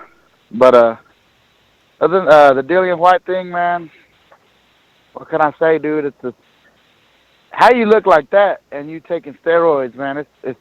That whole situation is messy. I think it couldn't have happened for a worse time for Eddie Hearn.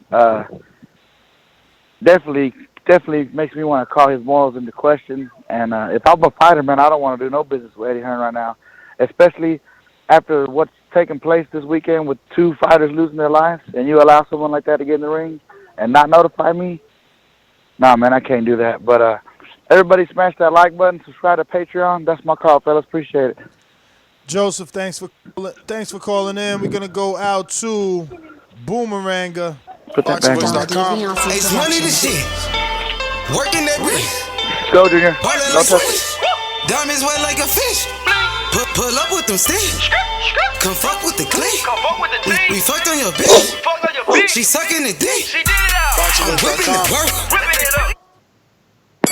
Hey yo, what's going on? It's your boy H Money, Mr. DAZN, the Boxing Voice 2019 Rookie of the Year. And that's Devin Haney responded to me. I said that Devin Haney was the next Floyd Mayweather. And yes, I was right. But guess what, Ness? He's going to be better than Floyd Mayweather. Way better. He turned pro at 16 years old. Floyd Mayweather was still in the amateurs. Devin Haney at 20 years old got more wins than Floyd Mayweather. And Devin Haney wants to fight Lomachenko already at 20 years old. The youngest promoter in the history of boxing. I know he's listening to the Boxing Boys. Ness, we did it once again. Just like Deontay Wilder, man. And Ness, this week is fight week. Maurice Hooker versus Jose Ramirez. The battle of the undefeateds. Somebody's all must go. Let's get it. Hey, Ness, I got Maurice Hooker. Winning by knockout. Who you got, Ness? Let me know, Mike, who you got, bro. I know you got the zone, Mike. Who you got, brother? Baby, Ness scared. He's scared. Oh, Ness ain't never scared, though. Ness ain't never scared like Bone Crusher. He ain't said nothing yet. Oh, hey, Maurice Hooker next, and guess what? Mikey Garcia got next. Yeah, real talk. Mikey Garcia gonna be at the fight. Mikey Garcia at the fight. Shout out to Jimmy. The next Mikey Garcia on Border Wars. He fights for the boxing boys. Jimmy fights for TMG. Hey, Joseph Rodriguez, you better hold my money. And this, what's up with the challenge? Who matched me? Nobody. Hey, I'm running people off the show. Where them bitch ass niggas at? Where the fuck they at? Yeah, they scared. They running from me. Hey, people running from the show. They scared to call in. I call in every day. I got that energy every day. We in here. Devin Haney, better than Floyd Mayweather. We in here, man. Boomerang gang. All right. Boomerang gang. Boomerang Let go. gang. Boomerang gang. Gang. Hey, Mr. PBC, press 1 if you still rocking out. Until then, Decatur, Georgia. What up? Hello. What's the business? Oh man, everything, coach. You know I'm at work. Let me go and give me my shout out to Baldy for giving me that ringer status. You know what I'm saying? Big ups Baldy out there, big dog. Huh? Big ups Baldy out there. Yeah, hell yeah, man. That's some 100 shit. Hey, and I'm gonna tell everybody right now, shout out, you join this goddamn Patreon fam, man. These some trill ass people on here. Shout out, like I never met H Money. That nigga hit me up on Skype. Shout out to H Money. Like I said, Baldy, shout out to you, dog. I ain't never met the cat, man, but that's some 100 shit. But let me hurry up and get on the box before I lose my time. Hey, I got Gervonta. Really, I want to say in one, but I'm a spare buddy, so I'm gonna give him 3 rounds. You feel me? Goddamn, Hooker and goddamn Ramirez gonna be the shit though. They're gonna be the one to tune in for. But I'm gonna take Hooker. But that gonna be some good entertaining shit. This whole shit with the WBO, man. Okay, now I'm about getting to the point with Deontay Wilder at with it. We need 1 title for each division, man. Cause goddamn, man, now they gonna block my nigga Terrence out, shout it. So now we gotta go and snatch another belt if we can to get some goddamn fights. But anyway, fuck that. It was one more thing. Shit. What's another fight? It's one more fight. You got the Tank Davis, Nunez. Tevin Farmer. Tevin Farmer. Yeah, Farmer. Oh yeah, this is Farmer last contractual fight for DAZN. By the way, not saying he going anywhere, but I was watching some shit last night that Tank and I forgot old cat. The tall black dude that be hanging with Leonard Ellaby now. He was driving him around and he mentioned that shit and Tank was like, oh yeah. So y'all pay attention to that part. This his last fight with DAZN. Not saying he leaving, but his last contractual fight. That's it. I'm at. Yeah, but that deal been going good for him. He ain't going nowhere. But thanks for calling in. We got a couple super chats from Joseph Rodriguez Garces. First one, he says, that's why they call the WBO the top-ranked title. And back to Joseph Rodriguez Garces. H Money better have my money all in ones. Hashtag man down. All right, well, let's keep it moving. We got the ringer in Seattle. Mr. PBC, baby. Last time I checked, I was the man on these streets. They call me Rev. Got diarrhea flow, now I shit on niggas.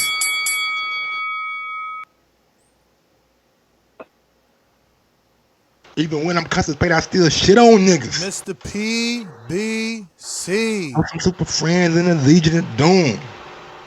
Smoking that purple man. Hey, See how I like betting show tomorrow. Because there's a lot of fights. Yo, DraftKings, shout out, man. Shout out. Yo, PBC, what up? This shit. That nigga ain't saying shit. He must be asleep. This shit ain't working. We going out to Troy and Baltimore. Troy, what up? What up, Baltimore, Troy? Hey, what's up?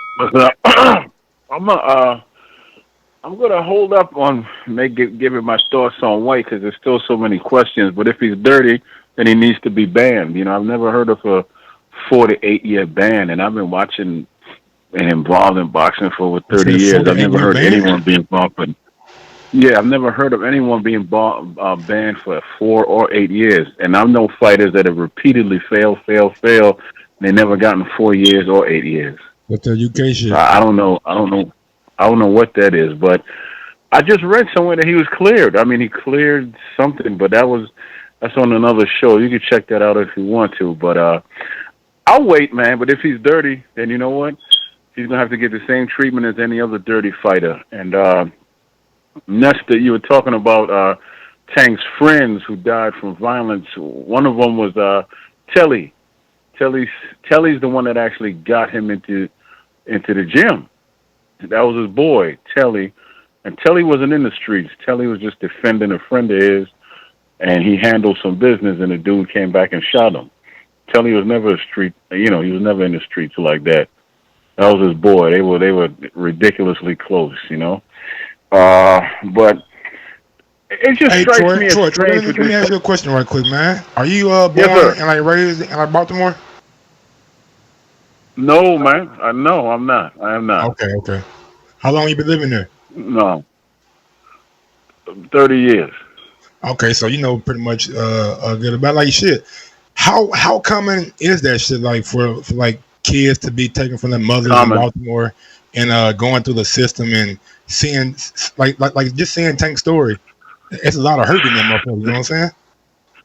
The system here is trash just like anywhere else, but the system here is trash. But they give you chance after chance after chance. But if your parents are the ones that are screwed up, then they'll take you away quickly. But if the kids are the ones that are screwed up, they'll give the kids chance after chance after chance after chance. It's completely opposite when the parents are screwed up. They'll snatch you in a second. And they'll snatch you in a second, So, yeah, this is, when it comes to Baltimore, man, I'm coming from the Bronx when I say this. Baltimore is a beautiful place, but it reeks of misery. It just reeks of misery here, but it's such a beautiful place. They got a lot of history here that these people don't even know. But it's just so damn miserable here sometimes. But that's all I got, man. That's all I got. All right, Troy, man. Thanks for your call, big dog. Appreciate it. I was the man on these streets. Yo, we trying to get that money back on the betting show. Damn, shout out to DraftKings, bro. They loaded with fights. Yo, we going out to pound for pound supporter RNV and Anolia. I thought he was gonna disappear, you know what I'm saying, when Keith Thurman lost. Nah, Jack. I don't disappear for nothing. I showed my face tonight, my man lost. But God is so good, He let your bubble burst so quickly. You thought you had your week of laughter on my man Keith Thurman. He shot you down twice with that WBO bullshit. Boom! Then hit you with that Dillian White love. Boom, boom, boom. Now, Ness, you know why he don't want to speak facts on the WBO. Because then it discredits his man. You know why he don't want to speak facts on a top-ranked belt? Because it discredits that whole organization over there. So when Mike finally want to be an objective reporter, then he starts speaking objective. I'm out. How would I discredit Bud Crawford when he has won every belt? He had the WBC at 140. He had because the people he be fighting against be nothing but it's not like Terrence don't go out there and get belts. All I'm saying is, why are we trying to block a unification? If that's the case, I'm not saying that they are, but if you're not trying to credit the WBO, we're not going to see those fights like Terrence and Earl or Andre and Charlo. Come on, man. That's all I'm saying. I think you'll still see them because the public will still demand them, but that's what I'm saying. They're not recognizing the belt. That's it. I mean, look, I want them. For it, he ain't gonna get it. Like I want them to come out and give us a hard stance. I want to know their exact reasoning. That's what I want. RV, man, you still there? Nah, he been left off on you, man. That's what he do. He says, "Yo, I'm out." Mr. P. Nah, I'm here. I ain't never left. Bro, you been left. What you talking about? All right, well, finish your thought, nigga. He left. Mr. PBC dropped off. I don't know what's going on with me. All right, Mr. PBC, what up? He ain't gonna say shit again. Yo, my bad. Oh. Hey, my bad. Man, Dillian White, man, I was hoping he'll come up to be a good one because he came up, fighting everybody that somebody beat up, and then he finally got his chance. He fucked it up. I think Deontay Wilder should definitely not take that mandatory fight, no matter what it takes. He doesn't deserve it, and that's 100% And I'm gonna go with Gervonta Davis. And once he beats Nunez, I would definitely love to see Leo Santa Cruz fight Gervonta Davis. And that's my call. I'm out here working. All right, champ. Thanks for calling in. We're going out to Big Supermax on the Boomerang. What up, Joseph? Talk to her. Yeah, first of all, let me jump on some. Man, you still getting in some good work? Oh yeah, I just actually finished some cardio a little while ago. I just bought a bag today, so I can even on the days when I get out of work late, I can still hit the bag at the house, even if it's after dark and the gym's closed. So we working, man. I'm feeling good. I'm working on cardio. Shout out to Lauren and Eric Cruz for helping me out on ideas to get my conditioning up for this fight. Like I said, shout out to my promoter. Shout out to Chris Vega, Team Texas, Marvin, my brother Matt. H Money, I got bad news for you, man. Jimmy gonna get his ass whooped, and I'm gonna need all that money in singles so I can, after we whoop him in Santiago, we can make him rain on them bitches, just like they do in the strip club, baby. I'm gonna shower the ring with them ones and walk out with a good little fight right there, though. For real. So, but that's all I want to say. Shout out to promoter Ness. We looking to make that fight down the line. Shout out to BDG and Mofongo. Looks like they're gonna line it up, but we're gonna have to meet up, both of us, after that. And everybody get on the Patreon, man. I'm telling you, September 14th. If you haven't listened to Border Road Show or you haven't seen it before, you gotta see this one. You don't want to miss this one. It's gonna be a spectacular event. I've been waiting a long time to get in there, and you guys don't want to miss it. Team Texas is coming to put on a show and come on with a 4-0 clean sweep. That's my call, baby. Listen, man, you better be careful, man, because these guys have been watching you for a long time. They've been watching you, bro. So Mike, but what you gotta understand, they gearing up and getting ready. Listen, what you gotta understand is just like Crawford and AJ. They just letting me get better. With every fight I get, every training camp, I'm only getting better. Like, honestly, like. That's true. You did look damn good against guys. I ain't gonna lie. You was. And I think I'm better than that because I haven't left the gym after that. I still go at least 3-4 times a week. And for the Gus fight, I had a year off, a year and some change off from the gym. Like, but anyway, back to boxing. We going out to Brandon in Cincinnati. Talk to me. What up, B?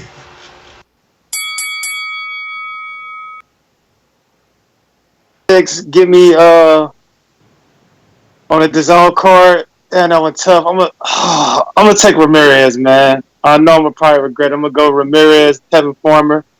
Then give me Gervonta and Martinez. I don't believe in Gamboa anymore, so I'll take those as far as the picks. As far as Dillian White, I mean, it's fucked up. These guys got to cheat, man. I don't understand why they cheat. I mean, even if it gives you a competitive edge, I mean, just for the health reasons and shit. The side effects of that shit in the long run. And like me, I like to fuck hoes. I mean, don't that shit fuck with your dick? Don't that shit make your nuts shrivel up and shit? You can get mixed with dummy work. I never understood that shit, man. I always play sports. I'm all like, I never wanted to take something to try to be better than somebody else. I never understood that. But maybe it's money on the line, so I won't understand it because I never played for money. Like I always said, it's only so long fake thugs can pretend. So slowly but surely, we weed out all the dead weight. We gonna really start to realize who real and who ain't. And it's looking like if he, did all that shit for the second time, he ain't a real one. So at the end of the day, fuck him. How you feel about that PBC and a WBO shit? Yeah, I mean, I'm about to get to that because I'm gonna be the only one that call Al Heyman's bitch ass out on this shit. I've been standing for the longest. We don't call Al Heyman out enough on the bullshit he be doing, man. He be blocking super fight. Don't want to work with other motherfuckers. Now he not, regarding the WBO as a real belt. That shit is just a way to duck. Why are you spewing lies? Why you break my nigga collar, man? Let him talk. What's that people? Cause he lying. Who don't Al work with? Last I checked, Al work with Bob. Yeah, Al do good. Everybody. This dude with his lower tier fighters though. He talking about like super fights. He's just over here lying. Like Elderly Alvarez ain't with Bob. Motherfucking Luke Colazo ain't with Bob. And those Al Heyman fighters, man. Come on, dog. We want super fights. You said you don't mind sending over Felix Diaz and John Molina. Send over a real one, nigga. Stop holding the motherfuckers hostage over there. Let them come over to the top rank and take that L by my nigga Bud. Now you don't want to claim Send over a real one. Y'all ain't got nothing popping over there. So if you want to be relevant, come on the side that's popping. How we ain't got nothing popping when Bud do about almost $2 million every time you fight? Talking about Hey yo, Bud do $2 million every time you fight. Motherfucking Thurman did almost 3 with a tune-up. Stop disrespecting PBC, man. I'm not disrespecting Thurman at all. All right.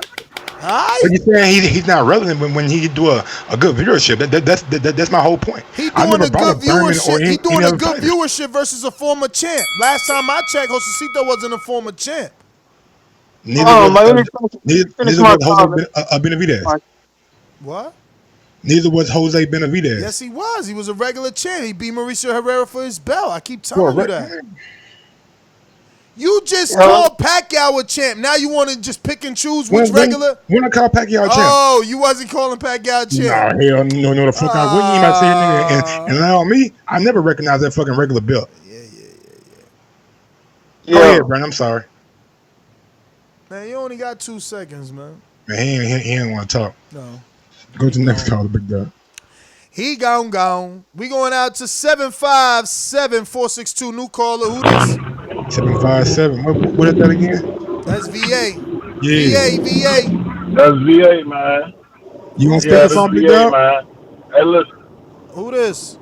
My fault. Hold on. You on speaker? It's Give me a crystal clear right quick. D? It's D from VA. D from VA. Yeah, D. What's poppin', big dog? Yeah, man. Hey, what's going on? I want to comment on the. I'm taking for my picks. I'm taking. I take Farmer, taking Tank, and Hooker. To speak on that WBO situation, man, like my man that said. Listen, man. Them dudes over there in the top rank, and they know what they're doing, man. They don't want to play fair. Al Heyman gonna make sure all his fighters taken care of. He gonna make sure all his fighters have their best interest. Top rank ain't doing that. That's why everybody from top rank leaves top rank, and where they sign? Where the grass is green. They signing with PBC. They leaving Pacquiao gone. They leaving that top rank shit, and they going over with Al Heyman, because Al Heyman gonna do us in the best interest of those fighters. If you start your career, you're gonna get with the team that's gonna basically put you in the best position for your career, no matter what nobody else wants. And if the fight happen, it happen. We want the big fights, we want the super fights, but that shit gotta make sense, man. He ain't gonna fucking put his fighters at risk of losing money and possibilities to better their name just off of stuff of what top rank want. Nah, the shit don't work like that. And like you said, all the big names is on PBC. Bud Crawford fighting, he's fighting all these guys that don't nobody want to see, man. He's a hell of a fighter. I want to see those big fights for him. But Al Heyman gonna make sure it was done in the best interest of his guy. And to speak on that Dillian White, man, I'm gonna let y'all know. I just want the Boxing Voice and all the other media outlets to push the narrative that Eddie Hearn got to stand on his word. He just said not too long, 2012, somebody that has 2 failed drug tests should be banned for life. Let's see what Dillian White gonna get. Let's see if he get banned for life. That's assault with a deadly weapon, if you ask me. And then the fact that Eddie Hearn knew about the situation 3 days prior of it happening. Like if I'm Ramirez, I'm filing a lawsuit. Fuck just Dillian White person. No, I want some compensation because you put my life at risk and then you knew about it. And you didn't give me the opportunity to defend myself, whether if I wanted to take the fight or not.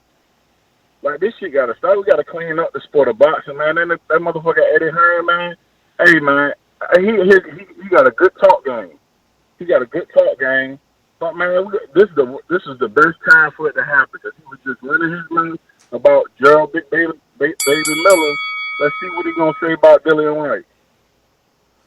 All right. All right, D from VA, man, great call, nigga. I agree with you on the Eddie Hearn shit, and I agree with you somewhat on the top-ranking Terrence Crawford shit.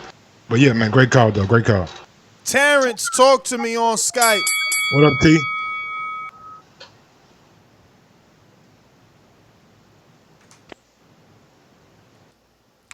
Going out to Boomerang JD. There's a lot of things I like to move, so just try to get on my game to box. I don't know why they gonna call me, but I'm a 54 pounder. But I have a brother that's at 160. What up? What up? What up? Yo, what's up? Listen, I get straight to the Dillian White. Listen, man, you got to know what you're putting into your body. Like, at this point, it's what you saw the feedback that that Big Baby just got. You know what I'm saying? At this point, like, if you're a professional athlete, you know, and, you know, it's small traces, right? So, he, you know, let's say somebody fed him some shit he didn't even know about. You know what I'm saying? Just, regardless of whatever it is, like, you got to know what's going into your body. You know what I'm saying? And at this point, I don't understand how these motherfuckers keep, like it. You know how much goes behind a fight date? You know what I'm saying? The venue, all that shit, and you gonna blow it? Like, I'm not understanding that the mindset of a person that you know, that decides to cheat. And I wanted to say one other thing too, man. Teddy Atlas was spot on an interview he did on ESPN about, you know, the guys who, you know, people really do die in the ring. Like, it's a gladiator sport. So they go in putting their life on the line. So, you know, I felt everything he was saying about, like, how guys get gypped, and, you know, we hear him go on those rants on whenever somebody get robbed and it's a close fight or whatever. I feel him on that, man, because these dudes are really putting their life on the line, and then, you know, the decision might not go the way, and everybody can see the fight go a certain way, and then certain fighters that get robbed, you know, so that needs to get cleaned up, as well as the drug problem need to get cleaned up. I mean, just clean the sport all the way up. But that's all I got, man. Oh, let me make my picks. I got Hooker. I got that a close fight. I don't think whoever wins that fight, Rougarou taking him out anyway. It don't fucking matter. And all the A sides, man. I got Gamboa in that fight too, because, you know, that's my guy. And you need to quit shitting on him next. Yo, man, I hope Gamboa don't win. There's some money to be made if we go against his bum ass. This nigga this right here, boy. Bruh, he don't be winning anyway, so to expect him to win, we might lose on him, bruh. We can't be fucking with him, man. Everybody who's listening right now on YouTube, go ahead and smash that thumbs up button. It helps with the visibility of the show. Yeah, man, just smash it, man. Let people know that the Boxing Voice is here every Thursday night, every Sunday night, and every morning at 9 o'clock, giving you guys great shows. 7 days a week, man. It's 7 days a week, man. So head on over to patreon.com. Cop us a cup of coffee for as little as $3 plus. Receive a bunch of extra content. We're going out to Boomeranga. Straight to the point for those with attention deficit. I'm so repetitive, so I gotta repeat. Stainless from the street to the deep. I'm coming with that heat. All you need to know about me, I'm coming with that heat. What up, Stainless, man? What the business?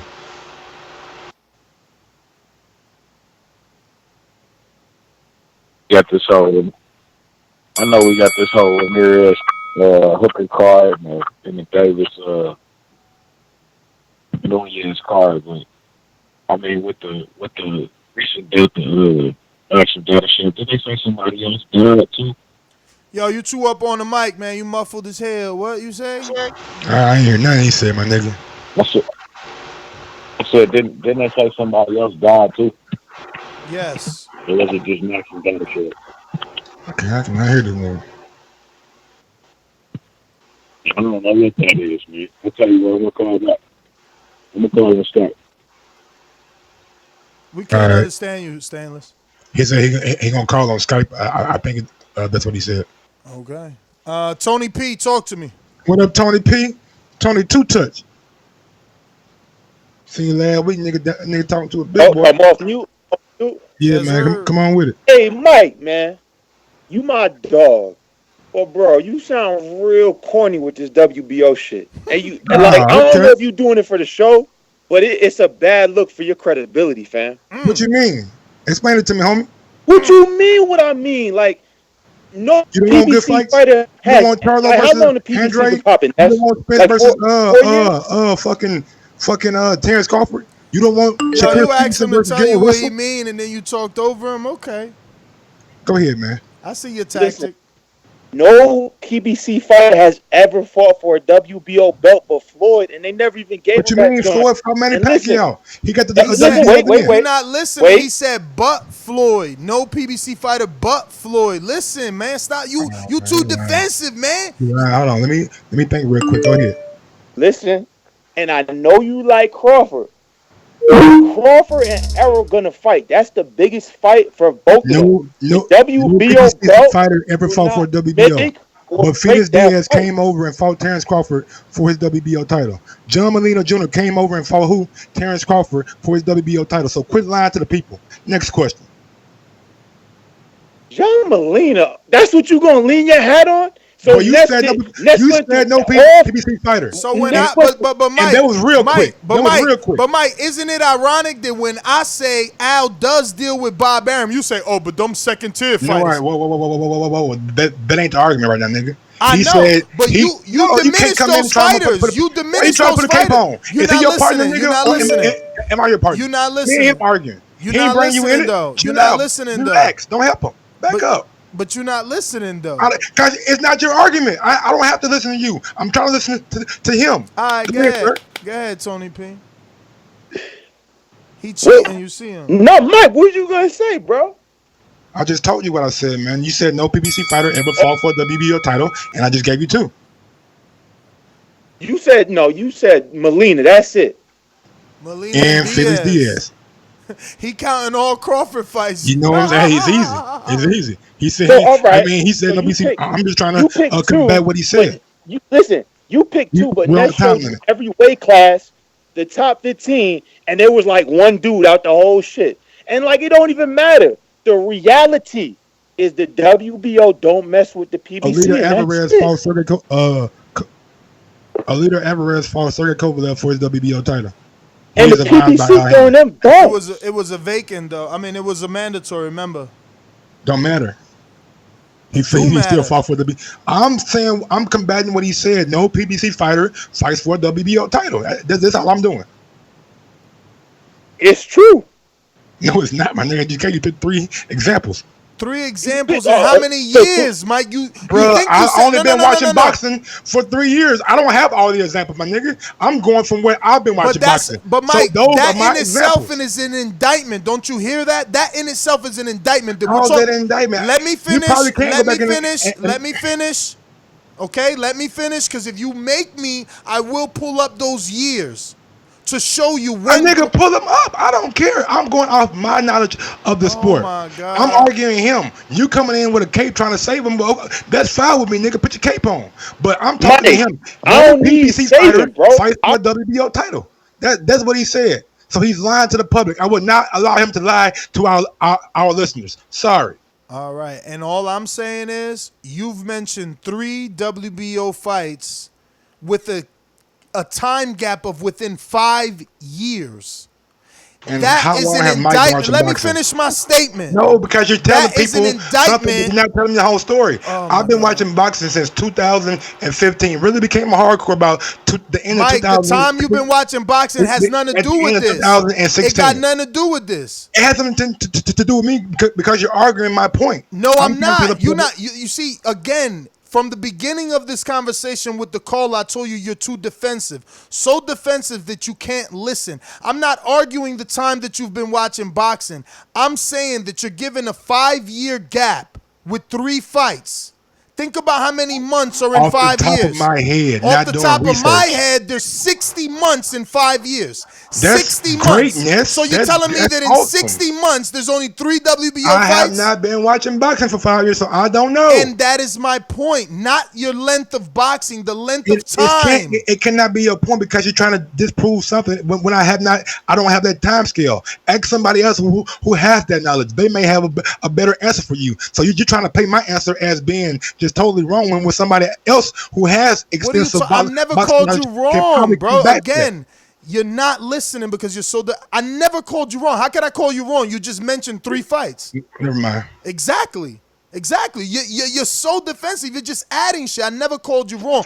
What I'm saying is, if there's only 3 WBO fights with PBC fighters in 60 months, that's bad news.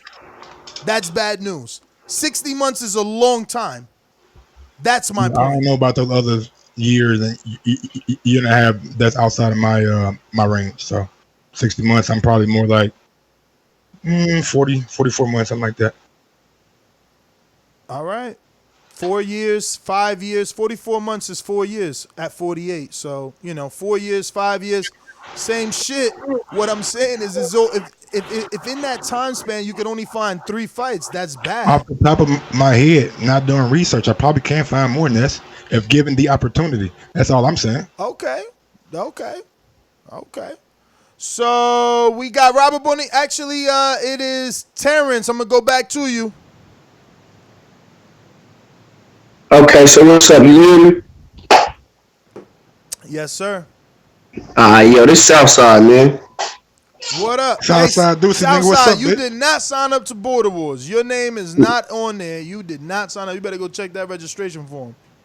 Well, I'm gonna send you a screenshot and shit to your joint right goddamn now. Cool. I'm gonna send it to your. Hold on, go back there. I'm talking real quick. Yeah, I'll send it to your. I'm gonna screenshot to send it to your Instagram. I already did it. Yes. Because it's $130 to sign up, and then you gotta pay for your little equipment for this, like the extra $20-$30, some shit like that. Yeah, that shit been paid for, boss man. Hello? I'm waiting on you. Yeah, man. Look, I wanted to call in and talk this shit real quick because I ain't get to call in the last show, man. I missed it a little bit, man. This whole Dillian White shit is insane, bro. All of these UK bums is complete trash. The PBC in the trash, throw all of that shit in the trash. You hear me? Eddie fucking the Germ Hearn, throw that nigga in the fucking trash too. That nigga talked all that shit about Pac-Man, talked all that shit about everybody else being dirty. But we ain't heard this nigga keep the same energy with Dillian White yet, my nigga. It's a tweet rolling around from 2012 where this nigga talking about 2-time substance users need to be banned for. What ban the nigga for life then? Keep that same energy. You hear me? And that's the same topic that I want to stay on right now. Because you got a whole group of money game, and I'm laughing at you niggas so goddamn hard, boy. Y'all done named y'all whole clique of niggas after the Eddie the fucking Germ Hearn. And y'all homeboy gonna do y'all the same way Eddie did, goddammit. Y'all gonna get y'all ass kicked in Border Wars and they gonna throw y'all in the trash. Nigga, I'ma keep laughing at y'all, bro. We all laughing at y'all, man. Fuck the money gang. Fuck that bitch ass loudmouth nigga to be calling to the show. Tell that nigga to get with me, nigga. And that's my call. Southside Deucey. Robert Bonilla, talk to me. I'm gonna come back in like this. Southside Deucey. So Ness, hold on real quick, man. Ness, should Al Heyman them respect the IBO title? Should he now respect it? Should Al Heyman them respect the IBO title? They probably do. Who knows? They probably take their business elsewhere because think about it. It's a business. You paying sanctioning fees yearly, then you pay sanctioning fees for the belt, then you got to pay sanctioning fees to defend the belt. So you saying they should respect the IBO more than the WBO? You asked me a question. I'm not saying anything. I'm trying to get the. Would they respect the IBO now? I said I don't know. I'm asking you another question. Should they respect the IBO more than the WBO? In your opinion? They don't respect the IBO.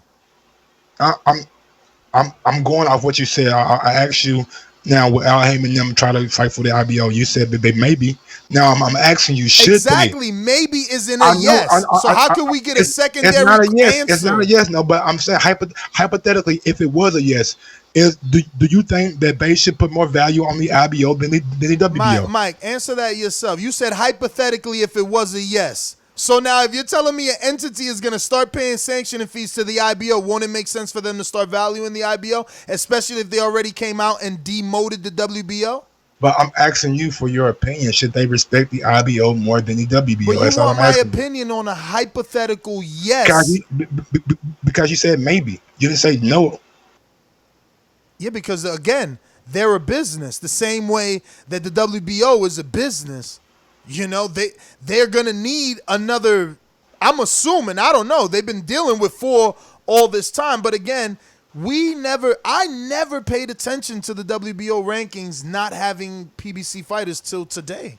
So I don't know how long that's been going on. I don't know when they stopped dealing with them, when they stopped, fighting for I don't know none of that. This is all brand new to me.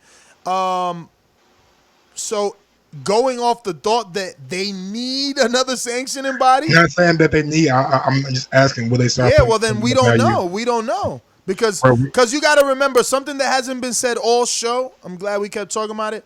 When PBC first came out, the rumor was they was doing away with all belts. They was going to have their own PBC belt. Yeah, PBC belt. I heard so about that. Maybe slowly they go in that route. That was a rumor 4 years ago. So maybe he's... Because think about it. WBC, every time they fucking want, they create a belt. Yep. Every time they want. Oh, Mikey's fighting? Here's the gold diamond belt for all Mayan Mexicans. Amir Khan finna fight? Here we go with this motherfucking national belt. Here's the South Asia, Middle Eastern belt. Like, they just create belts for the event. And look, man, that's cool, but it's fucking up the sport. So get rid of them all. I've always said I've been a firm advocate of all fighters respect the WBC more. Yes. Keep the WBC, strip everyone else, and put their belt as a circle on the WBC. Where Jose Sulaiman's face is, I guess keep it there because he invented it. I will keep 2. Keep Ali on the other side. So you got Jose on the left, Ali on the right. Then you put IBF. Then you put WBO. Then you put IB. What? That's it, right? Oh, you got WBA. If I had my way, it will only be 2 belts. You know what I'm saying? Just because the reason 2 belts, so you have that matchup that people will want to see. Oh, this champion versus that champion. You don't need that. Yeah, I don't need that. Listen, if you had only 1 belt, that would make the number 1 contender mean something. The number 1 contender, it would mean something, and it would eliminate this ridiculousness of you needing to be popular because you're the number 1. Motherfucker, I get my shot. Ain't no big fights. Ain't no step aside money. Ain't no interim titles, no diamond titles, no interim, no silver, nothing. This my shot. You want to fight Kovalev? You got to fight me first. But they fucked that up. That's what they do. Oh, he wants to fight Kovalev. Go be a franchise champion, my grandson, my godson. Go be a franchise champion because you want to fight Kovalev. That's what this is. That's what this is. Go back to the caller and I restart his time. Sorry about that, homie. Which caller was it? Shit, somebody on Skype. I thought it was Robert Bonilla. Yeah, Robert. Yo, what up?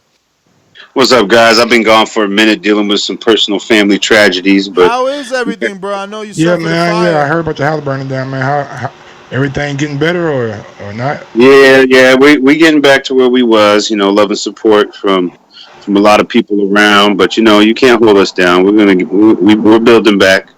But I had to pull out of Border Wars, unfortunately, because this comes first. I got to deal with my family and stuff, but I'm trying to still get there to support because I can't train right now. But big shout out to H Money. We get to do that face off for the build up. Yeah, hell yeah, we're gonna do the face off. I'm still trying to get out there, but big shout out to H Money, big shout out to Jimmy J and the Money Gang team. Fuck what you think, Southside Deucey, looking after me, hollering at me, and TBV. Nestor checking in on me. You know what I mean? It was. I appreciate all that. I appreciate that, fam. But I agree, man. As far as it comes to all these bullshit trinket belts, they need to go back to one fucking belt. Fuck all this other shit. You're diluting the sport. You're watering it down, and you're pushing fans away. If you had one champion, one face, one name, you know what I mean? Like Deontay always says, I think you're going to increase, instead of increasing your own pockets, you're going to increase the pocket of the sport. So that's what I want. That's what I want personally. But yeah, we doing good over here in Phoenix, man. We just got ourselves a new crib. We had many donations and we're doing good, man.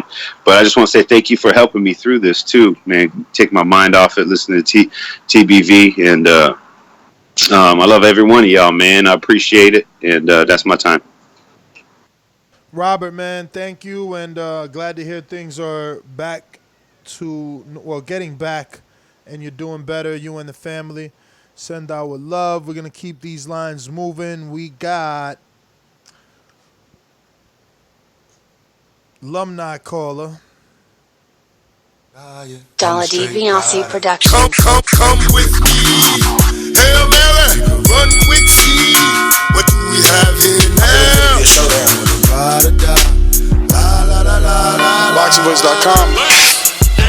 Everybody in the fight game wanna be like the Uno. Dollar DiBiase Productions. JP, what's the business? It's Alex Lemon. Oh shit! I took a shot. What's up, man? This ain't no JP. What up, Alex? You know who fucking with This that Machiavelli? This ain't JP. It always throw me off because nigga, it be that motherfucking West Coast music, man. And you from Texas? This JR for Jose Ramirez. That shit crazy, man. Who you talking about, JR? You. No, this is Alex Lemon. Who's JR? You, JR. Oh, you calling me JR for Ho? Got you. Thought you was calling me Junior or something. Yeah, man. Hey, gotta call in, man. Put my pick in. You know I'm going Jose Ramirez. Eighth round, man. It's over. You're gonna outwork him, man. Just outwork him. And so that was a no-brainer. No-brainer. 8 rounds. You picking Jose? Nope. Oh, he taking him, bro. He taking him. Yet, man. He's scared. He ain't said nothing yet. He is. Yeah, he don't want to eat that crow because he knows I told him about Andrew Reese and he didn't want to listen to me.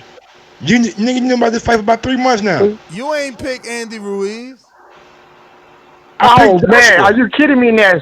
You picked Joshua, too? Ness, I picked Andy Ruiz. You should have bet on that, You guys said I was crazy. No, you should have bet on that. No doubt I should have, but You and yeah, JD. I should have.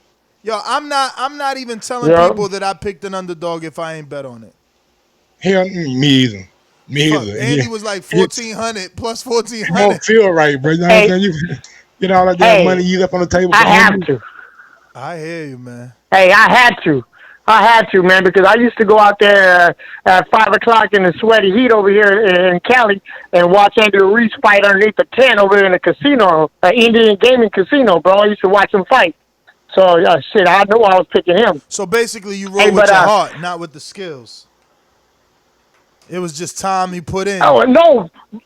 Time out. Also, though, because of Joseph Parker, because he beat Joseph Parker. Remember? We did the whole film study on that fight. Come on, we did the whole film study on that fight. And that's for the WBO belt, too. I thought my scorecard was... That was for the WBO. Yeah, I thought my scorecard was for Joseph, though. Yeah, Joseph won that shit with his jab. Yeah. He was jabbing like a motherfucker. Hey, Ness, you tripping me out right now. So I got Jose Ramirez. You guys know that. Hey, you were tripping me out right now because you was talking about that to have one belt and that would make the contender mean something to give that contender his shot. Well, in the welterweight division, the biggest contender is Bud Crawford, isn't he? How come he doesn't get his shot? You sound like listen to me. That would ensure his shot, but instead he became a fake champion. Who? Bud Crawford? How is he a fake champion? Bruh, they're not even putting him on like he's not even being recognized, bro. But there's PBC narrative, nigga. That's not the ESPN or the Zone narrative. Hey, the real Zone quick, got a narrative? I didn't even know they had Check this welterweights out. over there. My bad. You got the Nah, the zone, not the zone. No. Who they got? Andre. Oh, he's a welterweight? I'm saying they have the WBO No, title. hell They put no. value on the WBO title. That's all I'm saying. I'm not saying anything about welterweights, bro. Slow down. I don't know. Hey, that one went a little sidetrack because Andretti, he ain't no welterweight. But check it out. I know. Mike they used to just do slid this- in the middleweight. We having a welterweight comment. He just slid in the middleweight. I And then he got mad. Then he got mad because we didn't understand. I thought we were having a WBO conversation because that's what he was talking about. My bad. I didn't know we switched it to welterweights. Hey, let me get this in because I know my minutes are running out. Check it out. So Eddie Hearn did the same thing to Deontay Wilder, and we crucified him for that because it was bullshit. We knew that. See, and they're doing the same thing to Bud, and I don't like that. I don't want you to condone that shit. And What they doing second, to Bud? I wanted to say, they are the same thing. They said get your profile up. Fight some names, do something. You know what I mean? He got to do something. Like, we're gonna keep it over here. But didn't Wilder go fight some names? No. Wilder did do that, but Wilder, so what's that was wrong for them. So what's that wrong? was wrong for them to do that to him. How was it wrong? How was it wrong for Wilder It to was finally wrong get because a fucking name under his belt? Yes, because Anthony Joshua was ducking Wilder. That's why it was wrong, and you know he was ducking him. They didn't want to put Anthony Joshua with Wilder because they knew Wilder was going to knock him out. So they kept him away. Bro, it's They're doing easy the for you same to say thing with that. Bud. Listen to me. It's easy for you to say that now that Andy won. But when you would say that before, it's easy for you to say that now that Andy Ruiz won. But we couldn't say those words pre-Joshua losing. We would sound insane. Oh, I was, He was though. the best heavyweight I think me and you. I mean, look. Ness, me and you were saying Wilder was knocking out Anthony Joshua. I'm sure we were You know that. haters, though. Oh, no, we were labeled the Wilder voice, remember? We went through all that whole thing for a little bit. Hey, the last thing, everybody knows the PBC fucks with the IBF, and the WBO is always fucking with Top Rank. That's just, you know what I mean, that's politics. I don't know I don't know how you're going to be able to fix that. I mean, IBF, you know what I'm saying? IBF also makes love with Eddie Hearn, so let's not act like the PBC runs the IBF.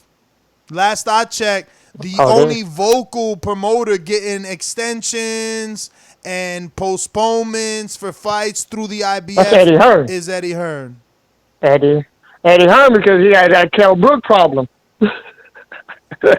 I mean, didn't he do it for Joshua too with Pulev? Yeah, well, that might be for some different reasons. I don't know what they're doing, man. Injured. Exactly. I don't know what to do with all that. Hey, but Jose Ramirez, man, don't miss that money, Ness. You're gonna make money if you pick Jose. Stoppage. We'll see, Alex. Going down the line, we got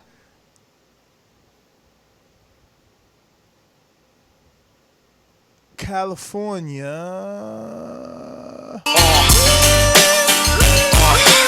Long Beach in the house. Yeah. Yo, so we talking about all these belts and shit and all these different things, border wars and whatnot. And that to me kind of goes right into what I want to talk about, which is Gervonta Davis. Now, Gervonta, this is his fight weekend. He's the marquee fighter this weekend. And it's getting lost in the shuffle just in conversations. And that also goes into, I think Gervonta is due for a big fight. I think he's kind of lost some footing along the landscape in the boxing world. And he's not in our minds like the fighter that he is.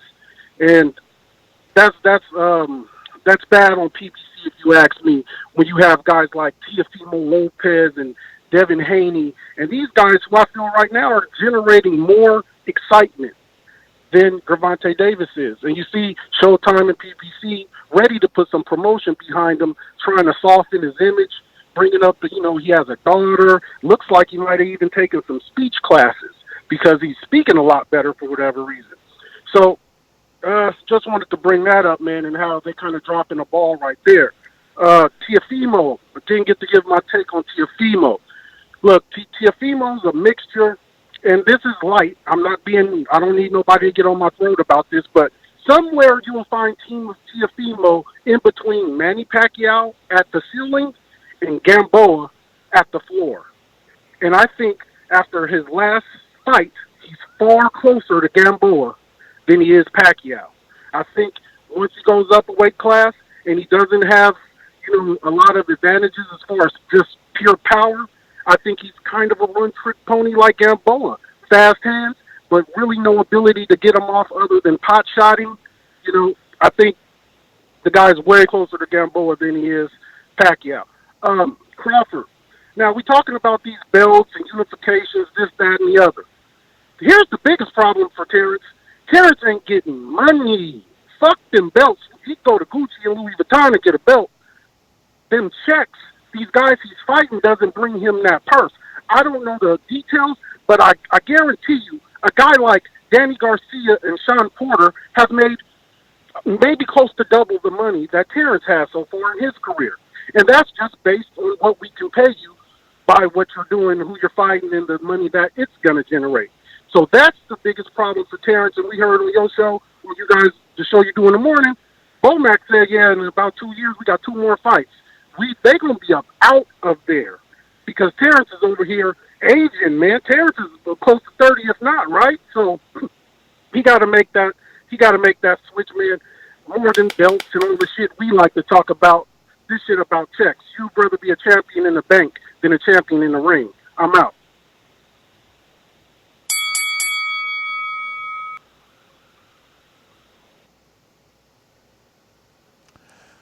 All right, let me stay in. Oh, we got a few. Let me go to Mastermind in Nolia. And what up?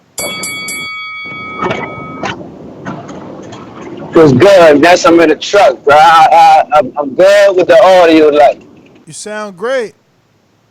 Hey, look, I'm gonna piggyback off the last caller. You heard me? This gonna be the whole problem with Terrence Crawford leaving Tyrone. If he don't resign by the end of this year, he not fighting Spencer nobody. You see that shit happening next? Bob Arum not gonna let that motherfucker fight nobody unless he resign. I think they gonna freeze him out if they don't resign it to Tyrone, right? He got to make it up in his mind. I'm gonna fight 2 more bombs and I'm gonna get the fuck out of here and get this money. But Bob Arum, man, he ain't giving him no big fight without him resigning, bro. That's not how Bob Arum works. You resign, then I give you the big fight. You know what I'm saying? And then we gonna revisit this shit 2 years later, 2 or 3 years later. You know what I'm saying? So I hope Terrence Crawford can get out that shit, but I don't really see no way he can do it without fighting a couple of bombs. You dig? But say, bro, who's going to the fight in Cali, man? Cause I'm gonna be out there on the 28th. Y'all going out there? Y'all covering that? Spence fight? Yeah. Y'all going to Cali or what? Who gonna be out there? Mike is. Nah. Mike, you going? Nah, Danny. Mike fucking with it? Danny. Man, Mike don't go. Really? Mike don't even go to Crawford fight. He ain't gonna go I to wish, no man. Earl I would fight. go to Spence fight, man. No. Mike do go to Spence fight. You did. He don't fuck with Crawford like that. Nah, he fuck with Spence. He went to what it Mikey is, bro, fight. what it He went is, to like- Mikey fight. That was Spence and Mikey, you dig? So we gotta split it up like that. You heard me? Know what I'm saying? But he said he went to see Mikey. Man, I don't give a fuck what Mike said, you dig? He was at front. Look, I'm about to tell you, look, he wasn't at Mikey training camp. He passed by Spence camp, you dig? So we know shit from Sugar, you heard me, Nuts? He can't, look, he ain't even get a plane ticket to go to Nebraska, dog. That's some foul shit. I met Spence though, man. Spence was a cool ass nigga. He just said he don't fuck with the boxing voice. Nah, he don't fuck with Ness, you dig? He fuck with the boxing voice and Ness like, you heard me? Nah, see, Ringwalk, I'm about to tell you, look, Spence fuck with Ringwalk, damn it. He fuck with Mike. You dig? Anybody but that tall nigga. Yeah. Everybody else cool. Yeah, he fuck Everybody with else Danny. cool. He fuck with Remo Danny. That's what I'm trying to tell you. Like, This being he this. get full Yo, Earl. interviews like it did. Yo, Earl. You hear me? I be putting the pressure on Earl. Saying Nuts, we gonna let you back in the fold, but don't trip. We gonna let you back in the fold, man. Don't even worry about that shit. He can't be mad forever. RV, talk to me. He can't be mad forever. And RV, talk to me. Boomerang.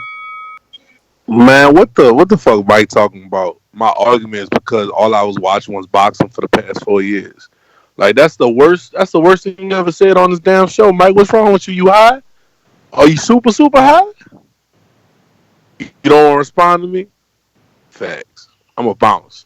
Guess my boomerang says don't mean that you don't respond to my call. I said that because I said I was going off the top of my head. If I was able to do some research, because I was put on the spot, I could give you more answers. But you being intellectually dishonest. You trying to be so phonetic about PBC fighters never fight for the belt. You realize that if it's so few of the times, then it's egregious. Like PBC own damn near half the sport with 200-something fighters. I don't know that, bro. And you only get 3 fights. Research, it three could fights. say something different. What you said? Man, you know what? Let's bring back that word sheep. Because that's the definition of a sheep. When the facts put in front of you, you still refuse. Probably has had a lot of fighters. The definition of a sheep is when facts put in front of you, still refuse to speak the truth. So my man Mike, you with the UK people, you a sheep. I'm holler. That's cool, R&V, man. Yeah. But you do make some good strawberries, though. Appreciate that. Yo, I could go on the website and pick a year. What year you want to pick? What division? Give me a division. You pick, man. Give me a division. I don't know. You pick. You All got right, more let's depth. stick to welterweight, right? That's the sexy division. That's where Crawford's at. Welterweight 2012. Who was the champ? Let's see. Timothy Bradley, top-ranked fighter. Okay. Top-ranked fighter. Manny Pacquiao, top-ranked fighter. Jan Zavic was Lou DiBella, but, small time. Kell Brook was your boy, Matchroom. Sean Porter was in there. 2012. Was Sean with Al in 2012? I think so. He was the NABO champion. Okay. See, he was like just down coming that route. up. Yeah, that's what I'm telling you. Like, is Al gonna tell all those guys no? It's not enough. Like, it's not enough room in the rest of the same. Like, I don't know, man. I don't know. But look, Mike Jones, another top-ranked fighter. Dmitry Milelenko, top-ranked fighter. Frankie Gavin, Eddie Hearn fighter. Padres is a journeyman. I don't know this Branzi guy. Daniel Sandoval, never heard of him. Phil LaGreco. I don't know who's Phil with. He's done some Al Heyman shows. I don't know. He done some business with Eddie Hearn too, so he ain't no telling back then. Yeah. Go to the next year, just for shits and giggles. All right, 2013. Let's see. 2013. Manny Pacquiao.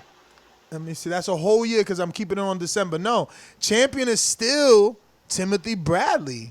Bradley hasn't been for a little while. Pacquiao was I do know super Jesse champ. Vargas held it, and Al sent him over to fight Manny Pacquiao. Yo, check this out. When Timothy Bradley was champion, WBO created a Super Champ International for Manny Pacquiao. Same shit that they did for Americana. Damn, bruh. Look at these fighters. Benathor Ushana from Africa. Frankie Gavin again. Daniel Sandoval again. Luis Carlos Abregu, who should have lost to Timothy Bradley. Ji-Hoon Kim, PBC fighter. Kell Brook again. Vargas, at that time, top-ranked fighter. Devin, PBC. Malinaji, and 2013, definitely PBC. Gabriel Brazzero, Lou DiBella. Ed Padres, Lou DiBella. That's it. The rest of these, nobodies. Adrian Broner was the WBA champ at the time. And Sean Porter was the IBF, and Floyd was the WBC in 2013. Gotcha. So you see, I mean, 2 fighters right there, Paulie. And let's keep going, because now at least we can see when they stop. We got 2 so far in the welterweight division in 2013. Let me see what 14 looks like. Because when did they stop? Why wouldn't they want to go for Pacquiao's belt? Look, Pacquiao's now the champ. Bradley's number 2. Juan Manuel number 3. Saddam Ali, Golden Boy, Brandon Rios in 2014, definitely top ranked. Sean Porter, highly ranked. But remember, I'm going to keep it real. Ken always says we doing our own thing. You know, ain't nobody telling Ken what to do. But look, Ken was in the WBO with Sean at number 5. Anton DeClary. That's Canada. I remember him. Yeah, but he's not PBC. And Michael Zuski's top rank. This other dude, never heard of him. Ray Robinson, you know he ain't PBC. Mike Alvarado, top rank. Yo, it's a top rank thing. Look, Jeff Horn, number 12, Oriental champ. Damn, Jeff Horn was in 2000. He from Australia. How you an Oriental champ? You from Australia? Because that's over in the like that area, like China, I believe is close to Australia, not far, I believe. Pablo Munguia, Latino international champ. Not Jaime, though. Dusty Harrison. He was never top ranked, but he's with top rank now. Funny. And the champions at the time, look how they switched. WBA is now Floyd. And IBF is Kelbrook. WBC is also Floyd. Yep. So Floyd had unified. Who he unified with? I have no idea. If you go to the next one, Marcus McDonough, because Marcus McDonough beat Adrian Broner. What happened in 2015? Oh, that's right. Yeah. That's what happened. Marcus McDonough beat Adrian Broner. Then so then Bradley was still champ in 2015. Pacquiao slid down to number 2. Saddam Ali moved up to number 1. Amir Khan, who in 2015, I don't even know. Wasn't Al Hammond with PBC. Okay. Vargas. Still top ranked. Because Vargas had the belt. Nah, he's still top ranked. He's still top ranked because he ain't fight Pacquiao yet. When he fight Pacquiao, he was with PBC, right? Yeah, when he fought Pacquiao, he should have been a champ for the belt, right? Yep. Sean Porter was still there. Damn, but that's crazy. A year goes by, Sean Porter don't move from 5. How they don't move you? Chris Algieri jumped in the rankings. Jeff Horn moved up from 12 to 7. Bradley Skeet, Constant Panamera, Randall Bailey, Dimitri Milelenko. Is all those dudes are top ranked. But look, Earl was in the WBO at number 14 in 2015. That's what's up. Last year, I think this year, Floyd is a unified champion with all 4 belts, right? 16. Let's see what's going on here. When did the PBC stop fucking with these? Manny Pacquiao's champion in 16. Timothy Bradley's number 1. Jeff Horn's number 2 with the international and the continental belt. Jesse Vargas number 3. Earl's number 4. So 2 PBC fighters. That's the thing. He took that shot with Kel and got out these rankings. Yep. Bradley Skeet, Taurus, Select, whatever, Constant Panamera, Jose Benavidez. It's filled with top rank. Aegis, Demilintro, Felix Diaz, Salcido's even ranked at 47. Frankie Gavin, Jose Benavidez, Constant Panamera, Bradley Skeet. Just Earl. Just Earl's the only. Earl and Felix Diaz. Earl and Felix Diaz in 2017. Let's see what happens. Jesse. Let's see what happens in 17. No. You go check. Go check that. You're wrong about that. Go check that. Jesse got on with PBC late, bro. He was with top rank until after he lost to Pacquiao. I think maybe even 2 more fights, because after he lost to Pacquiao, he even got the Bradley fight. Just Google search that. Jeff Horn is now champion. Terrence Crawford is number 1, and they got him as sub champ. I guess that's because he moved up from the division below as champ. Pacquiao's also sub champ at number 2. Bradley Skeet at number 3. How the hell Bradley Skeet get the number 3? Aegis Kavaliskas number 3. Giovanni Saltinia. Oh, is that the dude that just passed? What was the first name of the Saltinia dude? All I'm saying, Mike, look. So 2017, we in 2019. Now you've been watching boxing, all right? Think about this.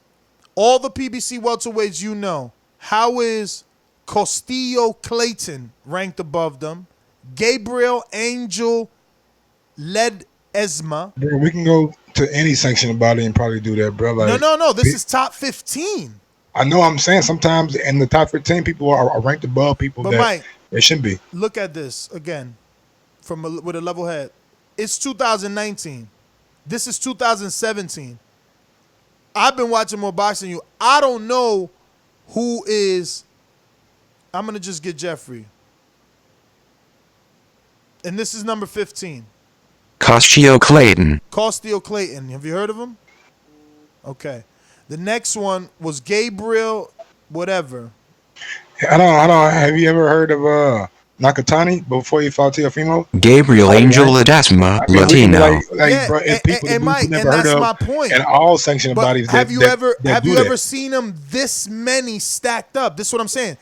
Bro, Castillo, the WBO is like based in like the Pacific, Pacific area, like around the Asian and shit. But so they're going. So now we're getting somewhere. So now they're biased with the Americans, is what you're saying. They're not biased. So why are they not ranked? Just like you can say like the WBC does well with a lot of Gary Mexican Russell's fighters. a WBC champion. Deontay Wilder. They rank black people. I can't even finish. The area probably permits more guys that we never heard of and guys' names that we can't pronounce. So WBC, they're favoring those guys? Not saying that they're favoring. Maybe it's easier for those guys to get in their sanctioned body where they sanction fights at. That sounds like they're favoring them. Doesn't sound like they're favoring me, man. If you're doing it in your area. It's easier for them because they're Asian? Those guys are not fighting for a NABO title because they're not in the American area. Look, if you just let me finish my argument, let me finish building my case. We're talking about number 15 being a guy that I don't know. Okay, Ness, you don't know him. And you I don't know a lot of guys. What's your fucking saying? Number 14. I don't watch you until I have to. Listen to me. You don't know a lot of people, Ness. But Michael, you're not listening. This is not current. Because you're trying to fucking paint a picture that I don't want to fucking see. Can we just get back to the callers? Nope. It is hard for me to believe that in 2017, all these names are on this list, and we're 2 years later, I still don't know these guys. I've never heard of Castillo or Gabriel or Stefan Diano, Sammy Valentin. I heard of Gary Cochran for losing to Jeff Horn. Ray Robinson, we know. We've heard of Constant Panamerov. Carlos Ocampos, we know. You know? But that's strange, all those names. You wouldn't know Carlos Ocampos if it wasn't for one thing. He fought Earl Smith. If he never fought Earl, you wouldn't know who the fuck he was. Michael, and that's how we got to know Diego Chavez. That's how you get to know Leonard Bundle. That's how you got to know Bagdon Dinu. That's how you got to know Bagdon Dinu. That's how you got to know Johan What has Carlos Duhapa. Ocampos did since You know he what I'm lost Earl? saying? Come on, bro. You acting crazy. That's how you got to know Johan Duhapa and Eric Molina. You want me to continue? What has Carlos Ocampos did since he lost to Earl? I have no clue. But this was 2017, my friend. That's what you're not getting. That was 2017, before he lost to Earl, right? He was still probably undefeated, and we didn't know him. You didn't know who the fuck he was. And he wasn't in the WBO. He was in the IBF. Like I said, there are guys in all sanctioned bodies who we don't fucking know. We do this shit all the time. And that's my argument. I've never seen 4 straight guys I don't know. 2 years later, Mike. Don't leave that out. That's a 2017 list. Let's put it to the test then. So 2018. But I'm not done. We already had something going on. What you said. Let's put it to the test. Okay. Let's put it to the test. What's up? Go to the 130-pound division IBF rankings to date. Go ahead. You got it right there. Why I got to do it? You got it right there. How many guys in that second body do you know? Mike, I don't have the IBF yearly rankings. If you listen, instead of being so defensive, when I came on, I said, Mike, oh shit, the WBO allows you to go back. I could check any year. WBO. Now you want me to find the IBF for your argument. You go find it. You check if their website does years. Let's see how many guys you know in the IBF rankings. The current rankings? Current rankings? Yeah, current rankings. All right, and we're staying on welterweight. I'm screen sharing them with them as well. Oh, we just doing welterweights. That's the division we were doing. Since you know boxing, no. Since you know boxing, we just did I said 5 years of welterweights. No. I said you can go to any sanctioning body, any division, and there would be guys you don't know in there. And that's fine. And we were using How is welterweights. that fine, but it's not fine for the welterweight division. What you mean? We were using welterweights. WBO, we checked the welterweight division. For your argument. You're trying to persuade for your argument. What I'm saying, and I say it again, I repeat myself, there are guys in every division, every sanctioning body that we do not know. You can go to the middleweights, the fucking light heavyweights, the 135 pounders, the 130 pounders. You don't know every guy in those fucking divisions, so you can't just paint the WBO as being the only. Let me finish. Why did I say welterweight, only Mike? division as having guys you don't know in there. All right, you done? You done? I don't want to cut you off. Man, we got callers, bro. Okay, cool. So when we started the argument, we didn't start an argument. You said, I'm going to go to the welterweight division. I'm going to do this. I'm going to do that. This was your narrative. It's not an argument. It's your narrative. Let that be known. Okay. So when we started the argument, we were discussing the WBO not ranking PBC fighters. So we specifically chose the welterweight division. It was your duty when I said, let's pick the welterweight division because it's the most popular division. It was your duty to say no. We went through 5 years of welterweights. Now you don't want to do welterweights for the IBF? You went through 5 years of welterweights. I said, let's go do the second one. He said, no, man, let's just keep on going. No, Mike, you also asked me to go through more years. And still, you are afraid to go to another division because you know there are guys that you don't know in those rankings. Simple as that. No, I'm not afraid to go to another division. I'm sticking with the welterweight division because it is the most popular division. Cool. I thought the heavyweights were probably the most popular division. Got big punches up there. So how many welterweights you know make $30 million? Excuse me, heavyweights. Yeah, go ahead. Tell me. Wilder. 30 million Wilder makes. It just said it last year. 30 million one fight? It said 30 last million year on one fight? Oh, now you're moving the goalposts. No, I'm not. She said no, I'm not. You said name how many heavyweights made 30 million. When do we talk about annual salaries? Let the public know that last year. When do we talk about annual salaries? As making $30 million. Let them know that, nigga. Okay. So Michael wants to win an argument. To win an argument, now all of a sudden we check fighters' annual salary. We tally up all their fights. You just asked me. Name fighters who made $30 million. You ain't say a fight. You didn't say 6 months. You didn't say a quarter. You didn't say a year. It's obvious, Mike. It's obvious. I gave you an answer. When have we had a financial debate? When have we had a financial debate? When have we had a financial debate about a fighter's purse and say, oh no, Danny made $50 million last year? We never had a debate about a fighter's annual purse, bro. Who is we? Who is we, bro? What do you mean? The person you debate with on the show every single day for 7 days a week. We debate about salary. How you gonna say we never have a debate and we having one right now? Because I can come up with something and you want to move the goalposts? Is that why? Okay, Mike. I'm not gonna get caught up on technicalities. I'll re-ask you the question, Mike. How many heavyweight fighters make $30 million? Do you want to continue to lose? How many heavyweight fighters make $30 million? Since you want me to rephrase the question. Last year. Per fight. You wanted me to rephrase it. No. You wanted me to rephrase it. No, you're moving the goalposts. Your first question was how many heavyweights make $30 million? That's what you now when I said it, Wilder made $30 million per fight. Now you want to move the goalposts. We ain't doing that, man. Go to the callers. Mike, I'm not moving the goalposts. Bro, I'm done. You're getting caught up on a word done, so that you don't have to debate. It's like talking to a wall. Well, I'm done. Well, so I guess we won't move on. We'll just sit here looking at each other.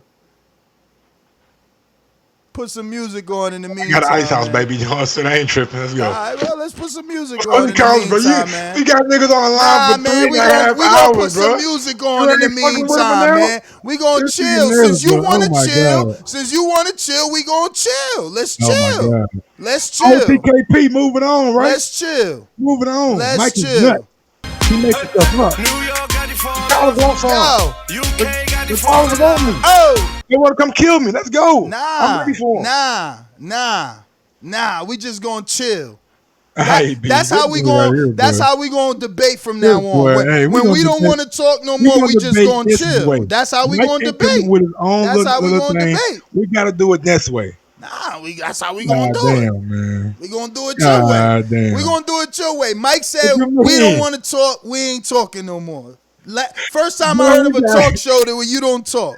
We got niggas on the line that want to talk to me. Ain't nobody on the line. I don't see no callers. Oh, okay. I don't see nobody there. I don't see nobody. Get my little shit ready. I don't see nobody. Honestly, for real, I don't see nobody.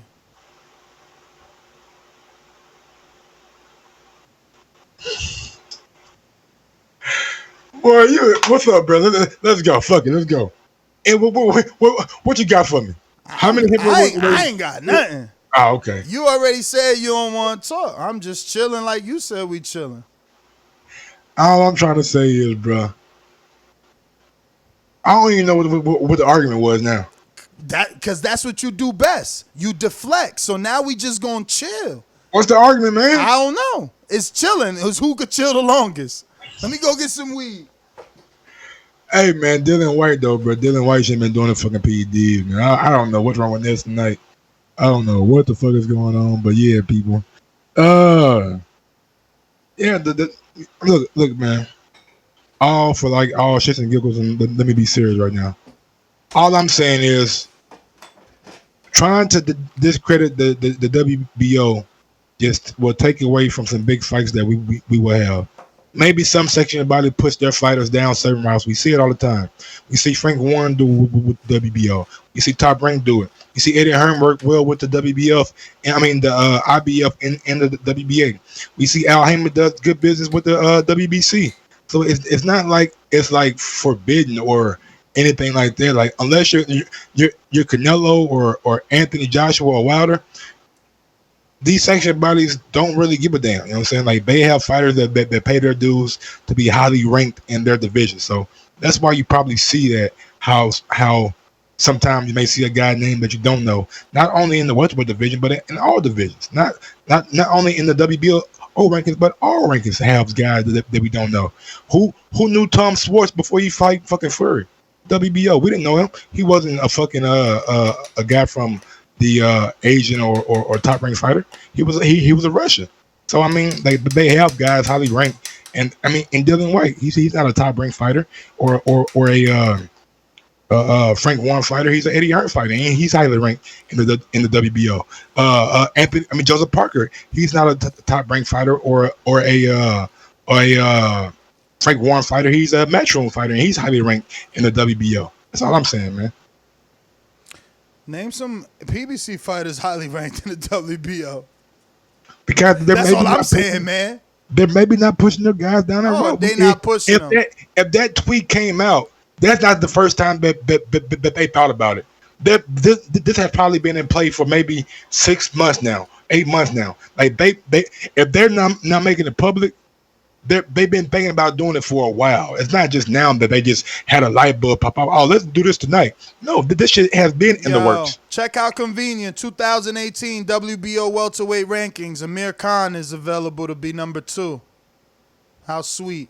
No other PBC name there. Now that's funny, right? 2019, Mike, no other PBC name. 2018, no other PBC name in the welterweight division, but all of a sudden, magically, Lipinets and Danny there. I wonder why. Why those guys?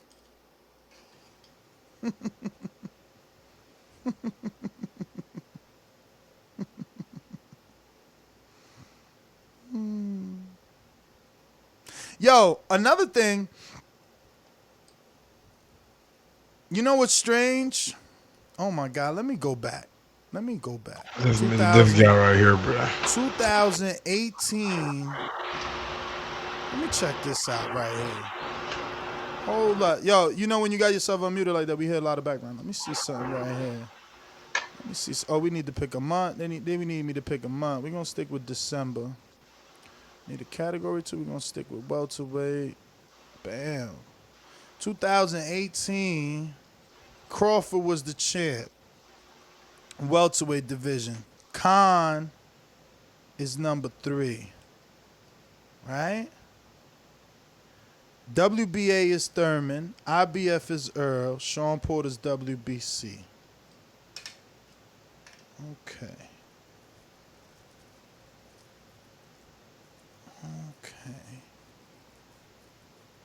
So 19. Now I just don't get that. How is it that Danny or Lipinets are nowhere on the rankings, and all of a sudden now in the following year they're so highly ranked? Number 3, I think. Oh shit, I gotta put welterweight.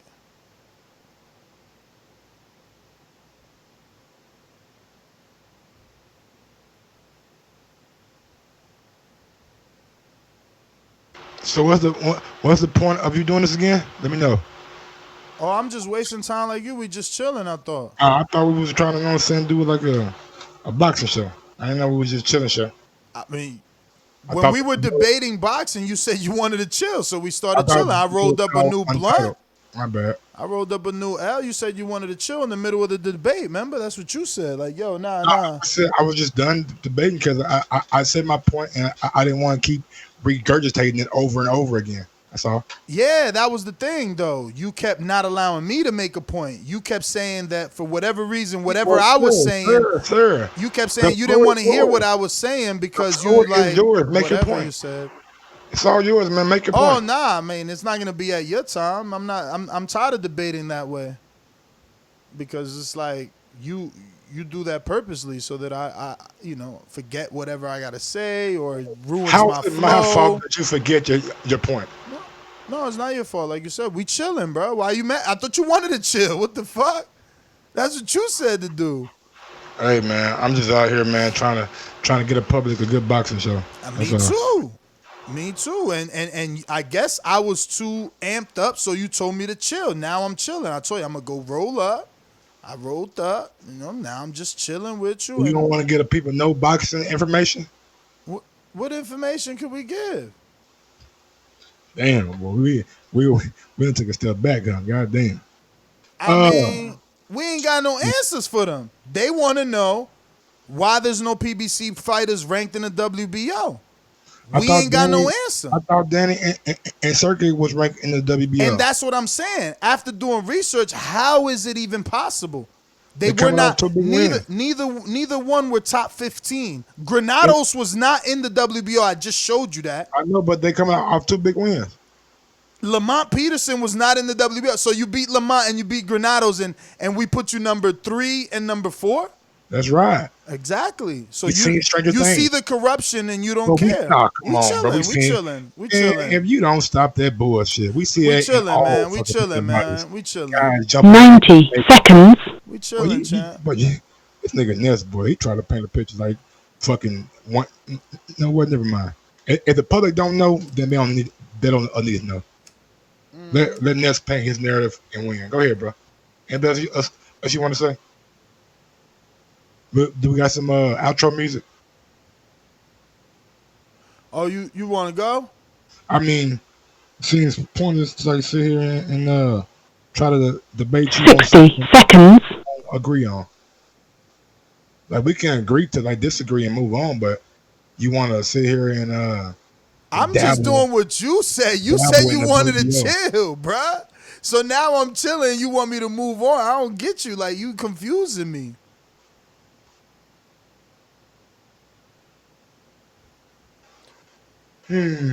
So you looking at the screen? No, man. I'm looking at you. All right, well, look at the screen. I just want you to look at this so we can move on. Since you want to move on, let's move on. I need you to help me with this WBO. My head is turned. I see Tank Davis and Nunez on the screen. Let me know when the rankings show up, man. I'm going to go ahead and take a pull, man. Let's see what we got. 10 seconds. 10 seconds. This motherfucker ain't changed yet. Man, what's going on? Did my shit pause? Maybe. Okay. Now it's changed. Okay. I see World Boxing Organization rankings, December 2018. Yeah. Terrence Crawford, number 1. Mm-hmm. Do you see any Adrian Granados or Lamont Peterson there? Who else did Lipinets fight? Or Danny? That maybe I'm missing and not realizing how they catapulted into the rankings? I don't know. Danny fought Sean Porter. Then Danny fought Lipinets. Danny fought Lipinets? I mean Danny fought Granados. Exactly. We don't see no Granados here. Okay, and your point? So look at this now. Keep looking. 6 months. It's just so small, nigga. Hurt my eyes. Oh, I'll zoom in. Sorry. 6 months now. Not a year later. 6 months later. You see the difference? No, I don't see it yet. It's still on December. Okay.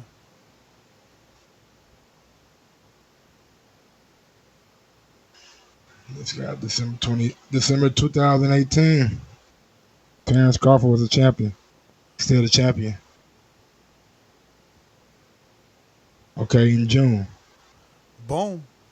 Egis Kavalauskas, Jesse Vargas, an Al Heyman, a Vaz fighter. Danny Garcia, an Al Heyman, a Vaz fighter. Sergey Lipinets, an Al Heyman, a Vaz fighter. And that's it. David Avanesian, big ups to him. Keep going up. Yeah, man. So we got some good fighters in there. Good job, WBO. So, you don't find that strange? Nah. Seen stranger things with sanctioned bodies. I just seen a sanctioned body make a guy a franchise champion. That was ranked, though. He was ranked, though. That was odd. But he was ranked, though. He was their champion, though. That's the point I'm trying to make. Like, Danny and Lipinets are nowhere to be found on their 2018 rankings, which are just 6 months away. Jesse Vargas is still there at number 2. And Aegis Kalavaskis or whatever is still there in 2018. 6 months later, Danny and Lipinets trump everyone except Jesse and Kavalauskas. And I'm just asking myself, how is that possible?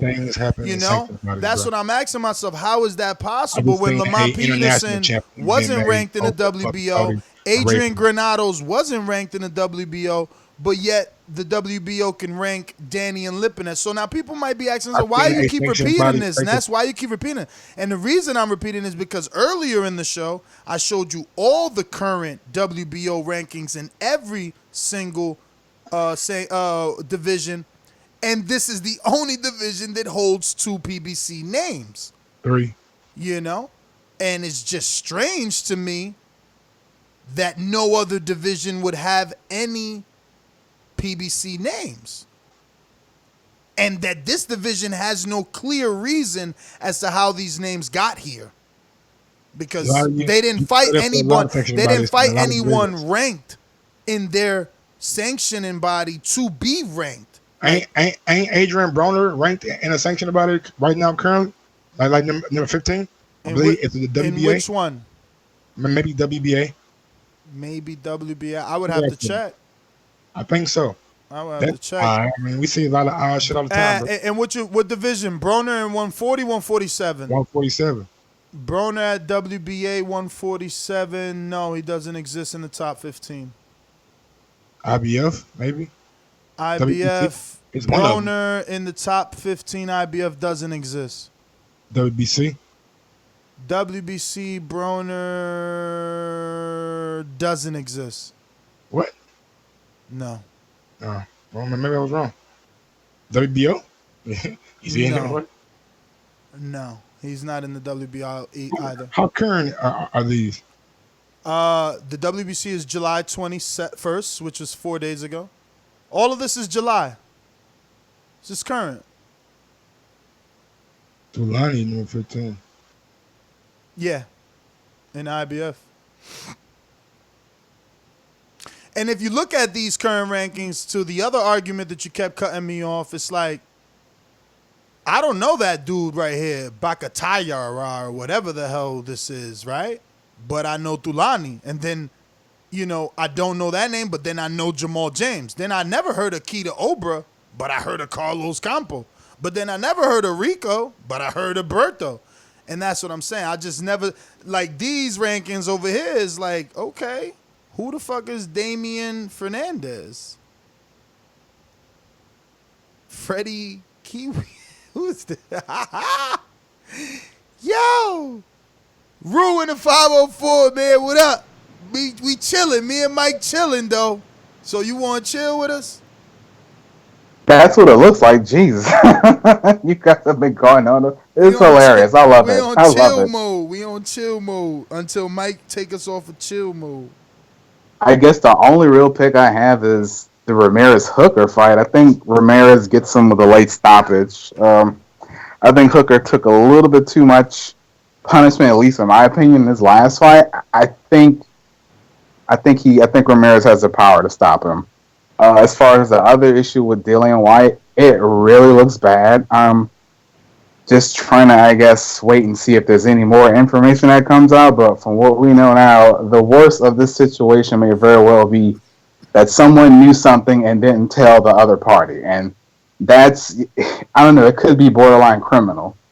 And it's looking really bad when you have UK outlets saying this guy's looking at a couple of years to a lifetime ban. But I'm just really not trying to go all in and as gung-ho as some other people in the chat. I just want to see as much info as possible, but right now it's not looking good for Dylan. That's my call. Rod, man, thanks for calling in. I mean, yeah. No, it's Rue. No, 504. All right, so now we got Rod in North Carolina. What up?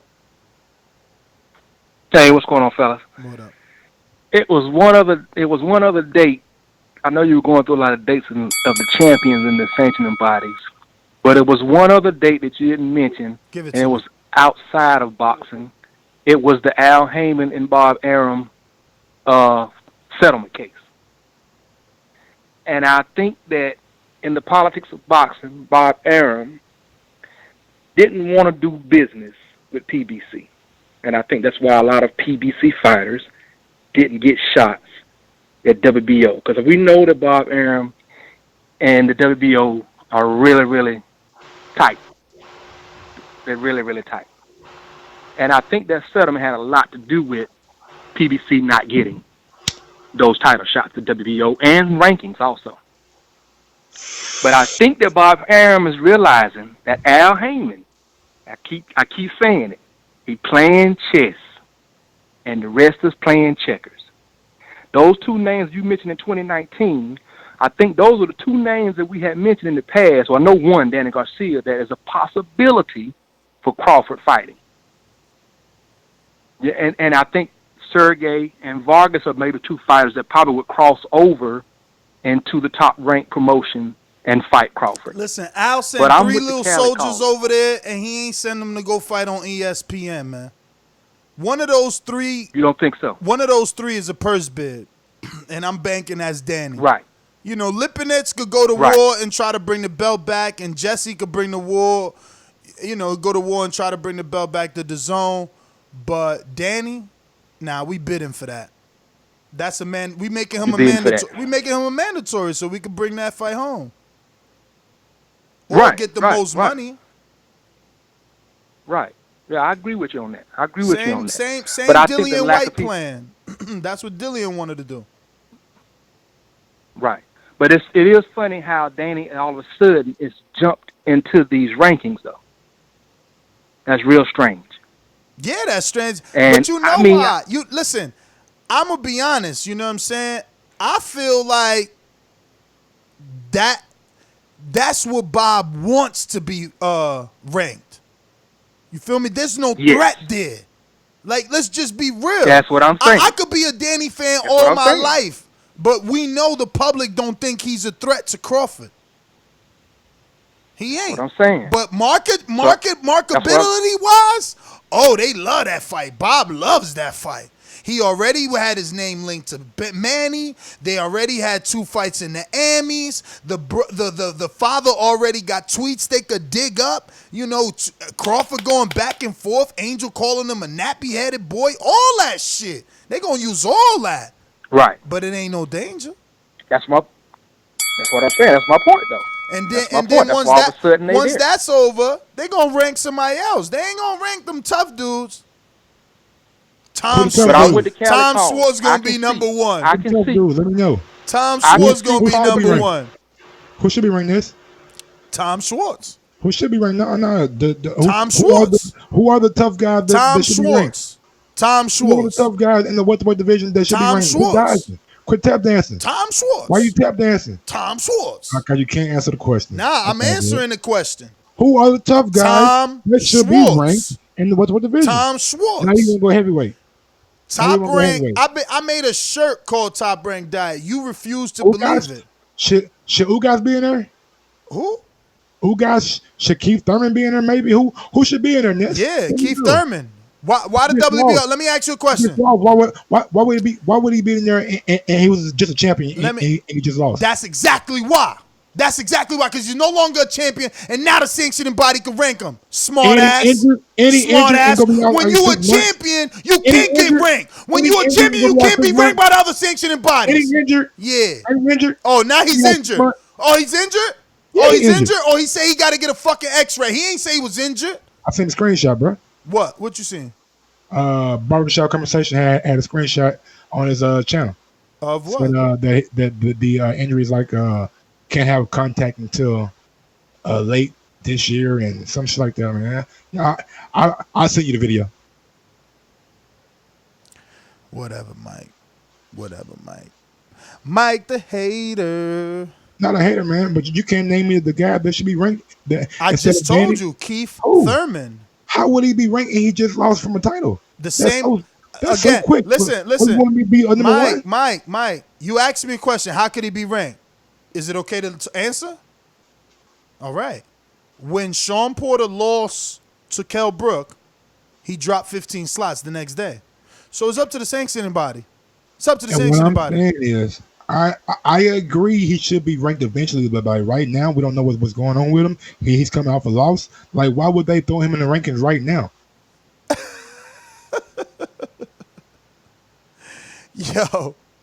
Yo, so what, they gotta wait till you get a tune-up? That's how it works? No, I'm just waiting until he get cleared to fight. Make sure he's straight. So BoxRec doesn't rank you while you suspended? Like that, nothing you're saying is making sense, bro. You could be. What you mean, do they? Of course. I'm asking a question, bro. You have a ranking, and it says suspended by whatever. It's still a ranking there, like, you know. It's not a big deal. It's not a big deal. It's not a big deal to rank a former champ. Like 15 slots, so. It's not a big deal to rank a former champ. As we went through 5 years of WBO rankings, somehow Pacquiao stood number one, super champ, Asian champ, Pacific Intercontinental, while other people was the real champ. WBO kept making him number 1 and 2. Like, we kept reading that. So, like, they could do that for anybody if they wanted to, but they choose not to. They do it for who? Frank Warren and Top Rank X. You think it's a coincidence that Billy Joe Saunders fought some dude that you and I couldn't spell the dude's name? Absolutely not. Exactly. Okay. You think it's a coincidence that Gilberto was the WBO champion before Billy Joe? Absolutely not. Okay. I know that's how about Oscar Valdez? You think it's a coincidence that he's the WBO champ? You think it's a coincidence? You think it's a coincidence that Shakur Stevens, who's got 13 fights, is the mandatory for the WBO champ? Okay. Can I do mine? You think it's a coincidence that Gary Russell is champion at 126? I think it's a coincidence that Sean Porter has at 147 and I don't understand Jamal what you mean by that. Is champion at Did you forget WBC or I don't? What do you mean? Is it coincidence? I'm saying, like, there's a lot of Al Haymon fighters that have the WBC belt, so they do good business with the WBC. Okay, so that's the issue that we have. You didn't even mention the W. You just said you think it's a coincidence that Gary Russell's a champion. My bad. So I didn't understand the question. I'm saying, like, we see certain promoters do well with certain sanctioned bodies. That's no. It's well, not like I don't think it's different. Again, like you said, you've been watching boxing for 3 years. I don't think it's a coincidence Gary Russell's WBC champ because he fought a vacant title versus Lomachenko for the WBC. He lost. He's been ranked in that sanctioning body. Then he fought Johnny Gonzalez, and so he's been in that sanctioning body. It's no different than like Earl. It's like why would it be a surprise to me? He stood in that sanctioning body. He didn't want to move. So no, it's not a surprise. It's not a surprise that Gary Russell's the WBC champ. No. I mean, all I'm saying is we see certain promoters do well with certain sanctioning bodies. Oh yes, I agree with that. Pay one out to be that they do business with them. Like we see it. But Mike, that's the difference. You don't want to tell the truth. I am telling the truth, and allow me to finish. Allow me to finish. You're saying you can't paint one out to be that. Yes, I can. WBC. Let me finish. Let me finish. Let me finish. Let me finish. Let me finish. WBC has champions in Top Rank. WBO, where's their champions on PBC? Andy Ruiz on an upset win? That's what we're discussing. You're saying, oh, every promoter is cool with a sanctioning body. Yes, but not every sanctioning body only fucks with one or two promoters. WBC has champions with every promoter. IBF has champions with every promoter. And the WBA damn sure has champions with every promoter. WBO, on the other hand, it's different. We know that's strictly Top Rank Frank Warren.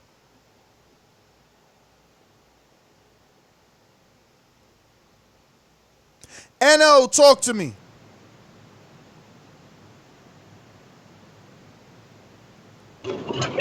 Yeah, man, shit, bro.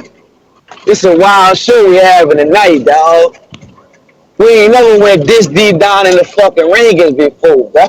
Because my man is he's refusing to deal with logic. He got a narrative, he's lying man. for them dudes. He loved Crawford so much that he's doing this. Now he's somehow putting these dudes on a fucking sanctioned bodies that he don't know who the fuck stratosphere. They are in all divisions. Man, shit, bro. Man, Crawford gotta come on the fucking show, man, and show my dog some love, bro. He ain't never coming on that show. Mike gonna keep putting his ass out there all his life. It ain't never gonna happen. Man, what's up? Let's fly to Nebraska, bro. When y'all wanna do? Fuck. Let's do this shit. Fuck that. If they don't let us in the fucking gym, we gonna go live right in front of that bitch. Fuck it, you dead. He gotta come out. He gotta come out with that bitch, man. Fuck that, man. Mike ain't my down. dog be Mike riding. Ain't down. Mike ain't trying to squat in front of the gym. See, bro, I'm tired of, all due respect, I mess with Bull Mac, dog. I love Bull Mac, dog, but see, dog, I'm tired of Bull Mac, you dig? We need Crawford. They got some questions I want to ask, like, you dig? Like, I got a chance to ask my shit to Keith Thurman, you know what I'm saying? Like, I found out that he wasn't in a band and shit, you know what I'm saying? That he wasn't trying to fuck with no females. He went in the fucking pawn shop and got his flute, you heard me? You dig a hand down and he playing that bullshit on it. But I got a chance to ask that question. I want to ask Colvin some fucking questions, dog. So I'm asking Mike when I'm going to get my shot. You dig? When I get my opportunity for Bud, dog. That's all I'm asking, bro. All right. Now we gonna get these fighters, next. I mean, you gotta ask Mike that. I can't. That's Mike Peoples, man. That's his man's You dig? We gotta get Bud, Eddie Hearn, and Anthony Joshua. We gonna get him the same day we get Earl on his bitch. We had Earl in this motherfucker. We had Earl in this motherfucker. Exactly. We had Earl. We done been all in the gym. We done been all inside the gym. When he been champion. We went in the gym. Yes, we was in there when he was champion. Stop it. Try to go Matter of fact, what training camp that was? What training camp that was? We was all in the training camp. Ask him why he ain't been back. He a hater. Ask him why he ain't been back, Why you ain't getting yet, though? Why you ain't getting yet? Because I spoke my mind. Taking a vacation right now. We be back. No. And no, the truth is, I ain't been back because I spoke my mind, which is what Mike refuses to do. That's why he about to die for the WBO, just to make Crawford look good. I'm saying treat all sanctioned bodies the same. You are the one that is attacking the WBO. Bro. I said you can go down any division. There's you speak your mind. You want to stay in one division. Mike That's ain't gonna cool. speak his For mind. your And, narrative, that is fine. I'm cool with that. Same they having with Florida right next. Fuck, we used to be in every training camp, and then fuck, they got mad about some shit. They got mad I picked Keith, but you breaking up, No, but they got mad I picked Keith, man. That's how it went down. AJ, talk to me. Hey, what's going on, fellas? Shit, we got some fights going on this on motherfucking Saturday, so I'm gonna get my picks in. I'm gonna pick both whole time boys on this. So I'm gonna go with Hooker and I'm gonna go with Davis. I'm gonna take Martinez over Gamboa, then I'm gonna take Farmer on that one too. And then clarify this shit with Dillian White. Yo, that shit looks bad, man. On the real, like you can't you can't be pointing a motherfucking gun at somebody and then that shit they turn that motherfucker on you and you over here with your hands out like, I don't do it. Like, you know what I'm saying? And then Eddie Hearn, that motherfucker on the real. If I was Oscar Rivas, I would have quoted that last quote that he had. There was a quote on some shit where he said out of his motherfucking mouth that both were cleared, that the fight was good, and that both camps were notified on everything that was gonna go on. That shit right there, I fucking hope that motherfucker throw that shit out in the motherfucking court, get that motherfucker suspended. On the real, cause that shit. Cause I mean, on the real, we done had two people in the last week lose their motherfucking lives. Man. Talking about young men, dog. Young motherfucking men that was in there trying to support their motherfucking families, and they ain't gonna be able to see. You ain't gonna be able to see them pay people. You know what I'm saying? And shit like this is supposed to go off like that, and then for Rivas to not even be notified, bro, that's shit that looks bad. You ain't even notified this kind of body. Like, oh man, people get killed for that. People get killed for this. But anyway, y'all on that, y'all keep having fun fucking talking politics, and I'm gonna go on the show, man. I'll be. AJ, man, thanks for calling in. We're going out to Kevin in Chicago. What's up, guys? Man, this drug test, it's going to be business as usual. Take a little vacation, jump back into training camp, and you'll be ready for another big fight like nothing even happened. Just like Jezreel Miller. Test positive for all those PED'S. What's going to happen? He's going to take a little vacation, maybe go watch some fights, smile, act all giddy, no big deal, and jump back into training camp and be ready for that big Tyson Fury fight like nothing even happened. That is just just like Canelo, same thing with Canelo, like nothing even happened. So this drug test, who cares, man? It doesn't even matter. How often do people take fights, big fighters? Once every 6 months, twice a year, sometimes 3 times a year? If it was up to me, he'd be banned for 2 years, 2-year suspension. But what are you going to do? Take it easy.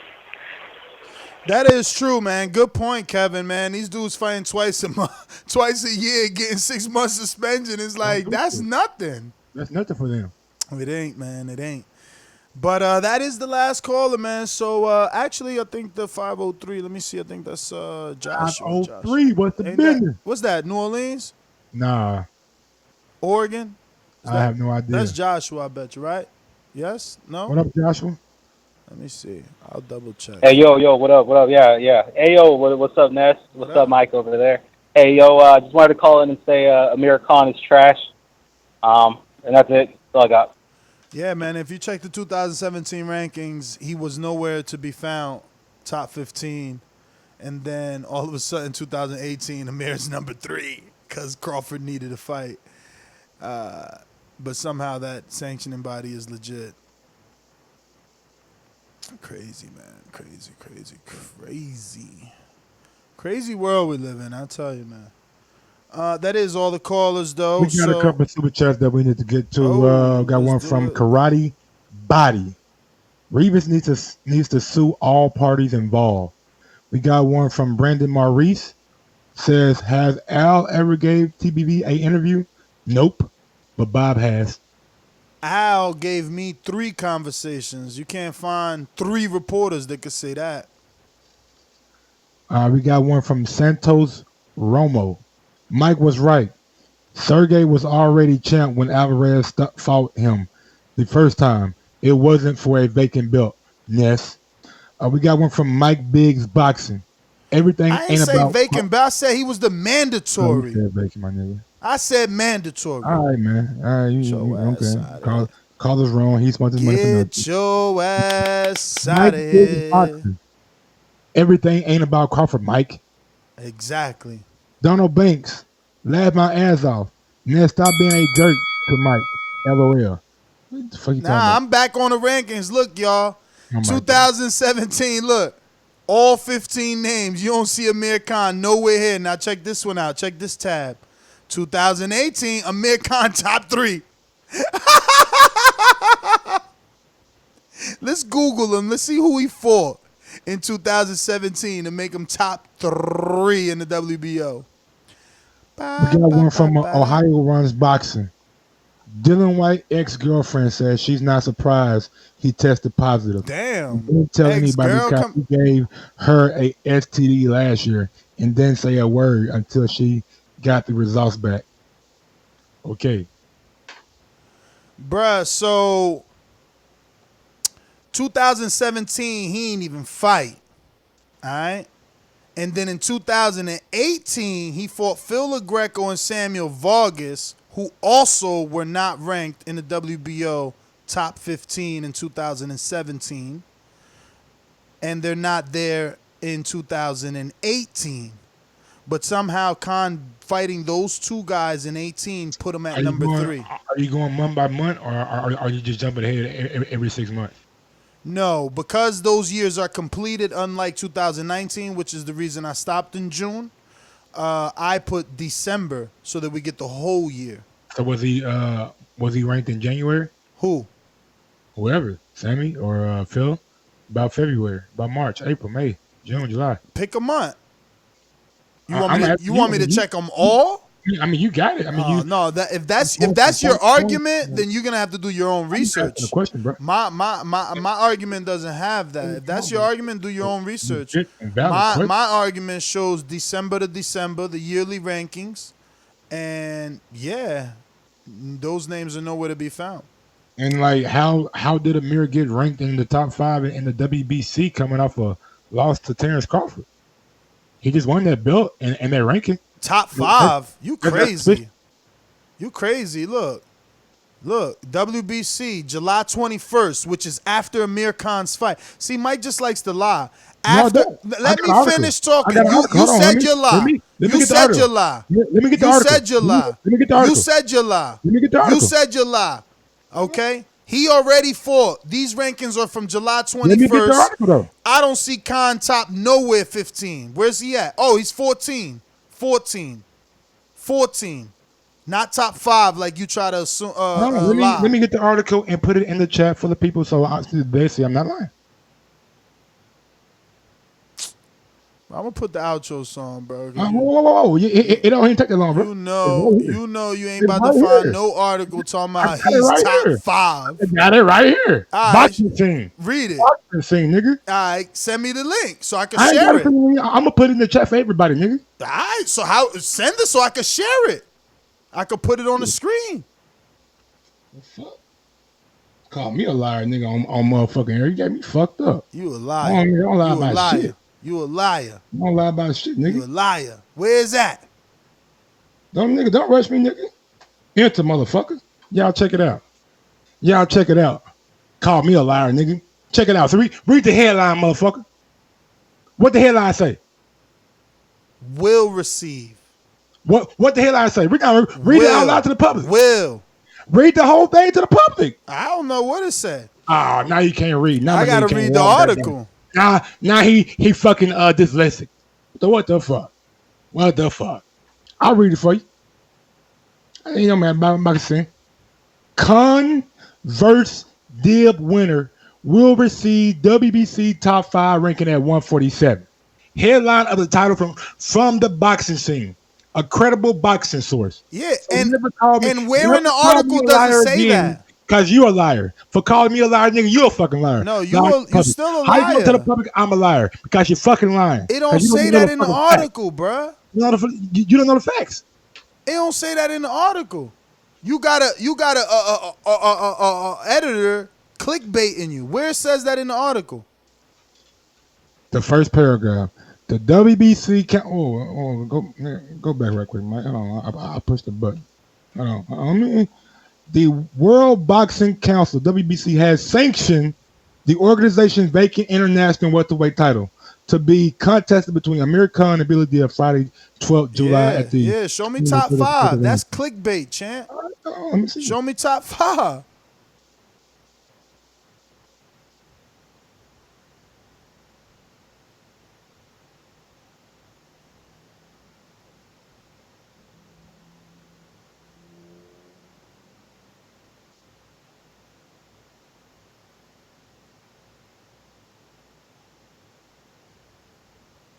Man, I'm out, man. That's GTO. The winner of Khan and Dib will receive WB ranking in top 5 of the welterweight division. Suleiman said, it is the third paragraph from the end, the last sentence. Don't call me a liar, Ness. You don't know shit, bro. You don't read fucking articles. All right. I apologize, man. I put the Thursday and Sunday shows together, and I know I seen this. I know I read this. So don't call me a liar because you're lying. You're lying to the people by calling me a liar, by not having your facts. I apologize. You were absolutely right. Apologize? I was wrong. Oh my God. I was wrong. I am taken back, actually. I do apologize. And the WBC ranking, Billy Dib. A nigga who fought Tevin Farmer at 130. Let me fucking finish. But listen. Right now, you want to finish? I didn't know you want to finish. Yeah, you can finish. You had the fucking ring. You can finish. Fighting a nigga named Billy Dib at 130. Nigga fought Tevin Farmer. Now he fighting at 147 and get a top 5 ranking. That's not suspicious to you, Ness. That ain't odd. Yo, you know what's suspicious? You know what's suspicious? Let me see what date that article's from. Where that article at? Right here. Mike coming on late, nigga. He in the 11th round, nigga, trying to knock Ness ass the fuck out so we can end this bitch. I'm throwing haymakers now. So look. I'm throwing haymakers now. This is from Thursday, which is today. Call him sure. Call me Wilder, nigga, and goddamn me 12th round. But he ain't getting up this time. Bruh. What the fuck? Come on, bro. What you got? Yo, this article, man, I'm screen sharing. You trying to, he think he's slick. Yo, we got him. We got one. Mike, don't interrupt me. Okay? Don't interrupt me. We got one, y'all.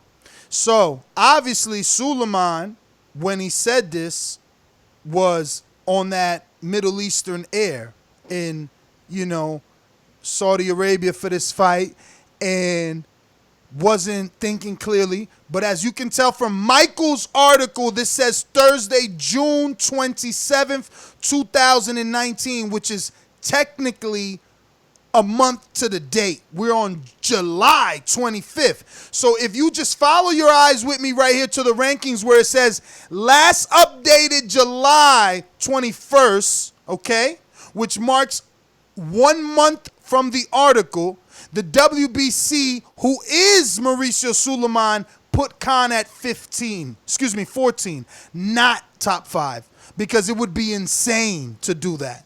Okay. I didn't know that. I'm just going off the article. Yes, Michael went off an article that made him a liar. I'm out. Whoa. Stop that. No, I did not. It's not my fault. Suleiman didn't live up to his word. How the hell you gonna come on here and tell the people old news? This dude, he trying to sell y'all June 25th June news. 27th, the niggas fought. That's a month ago. That's a month ago. Oh, so you telling me they fought? So you telling me they almost fought 4 weeks ago and the rankings ain't updated them? Come on, bruh. He ain't gonna get no top 5 because ain't nobody crazy. Let me see when Amir Khan fought, bruh. Wouldn't matter, man. Wouldn't matter. He just fought. Oh, July 12th. Right. So that was like 2 weeks before the fight? Yeah, 2 weeks. And look, if you look again at the rankings, guess who's Manny Pacquiao fought June 20th. He's already there as champ.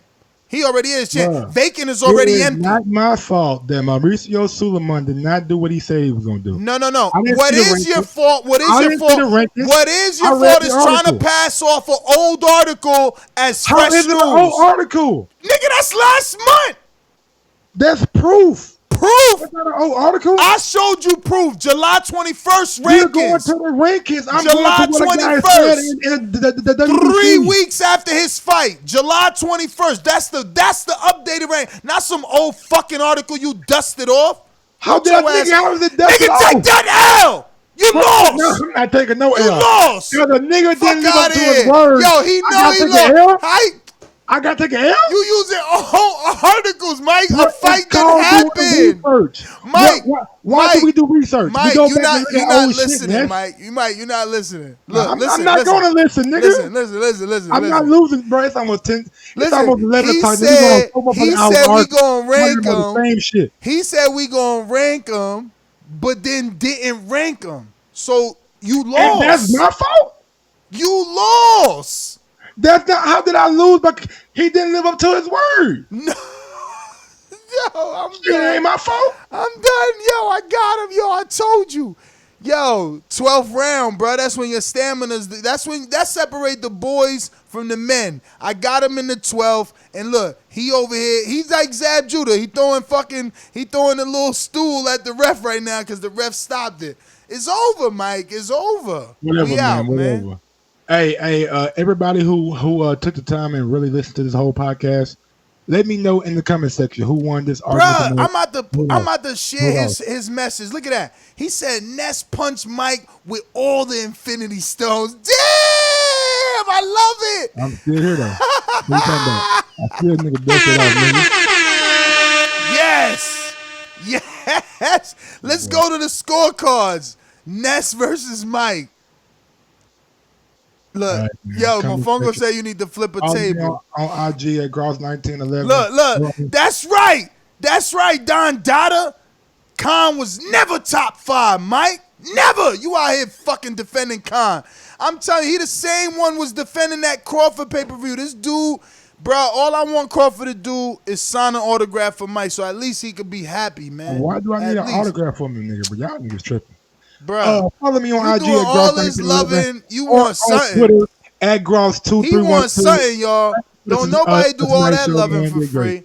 Nobody don't do all that loving for free. He over here, you know, where my shit at? Where my soundbite before we go, man?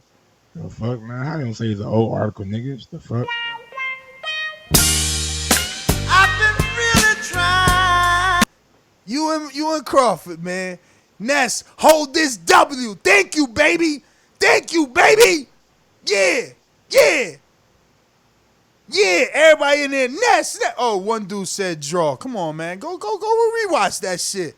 Go rewatch that shit. I bodied this cat. Late rounds. I took him deep. I took him deep, man. Took him to deep water. It's deep water over here. With that one, bro. He said he called me a liar. Yo. And I proved Ness that I did was Mike not like lying. Chisora did Spielka. And I proved that I wasn't lying. Boom. Bruh. That's not my fault that the WBC. Bro, that's an old article, Mike. You talking about, yo, they giving out top 5 rankings. It ain't happening. You calling me a liar saying that I didn't see something. I showed you that I did. No, Now, you're right. I apologize for that. The WBC did not live up to their word in that article. Yeah, look, all I want to be, transparent here is that I apologize for calling you a liar. You read something, that's cool, but it's your job to read the date. No, it's not. Okay, so it's their job to do what they so now do. we just gonna give our listeners old information. Fuck it, nigga, and if pass you it don't off. really We gonna want to give say y'all nothing. old information and pass Let it me get off the as outro. new for Mike. Let me get the outro. I've been trying to go. You still What trying the to music fight? at? I don't hear it. You trying to fight? You trying to fight? You trying to fight? Yeah. Mike, don't lie. He always tell the truth. It's true. Next a casual. Mike Wright. Mike by ringside hook. What? Mike by right hook. Man, you lying. Nick came back like Van Damme in Bloodsport. I killed you. I seen the Mike right hook. There you go, Mike right hook. Mike tried to make a correlation with the WBO and WBC corruption. That was the premise. Of course. Next is a casual, of course. Nah. man, You we see the ain't next keep one going, said y'all. nah. Mr. Vegas said nah. They on them. They on them. Yo, we out, man. I'm out. I gotta man. eat. Morning Peace. show 9 o'clock, 2 o'clock UK, 6 o'clock West Coast, and 8 o'clock Central. Nobody cares about Mountain Time. Peace out.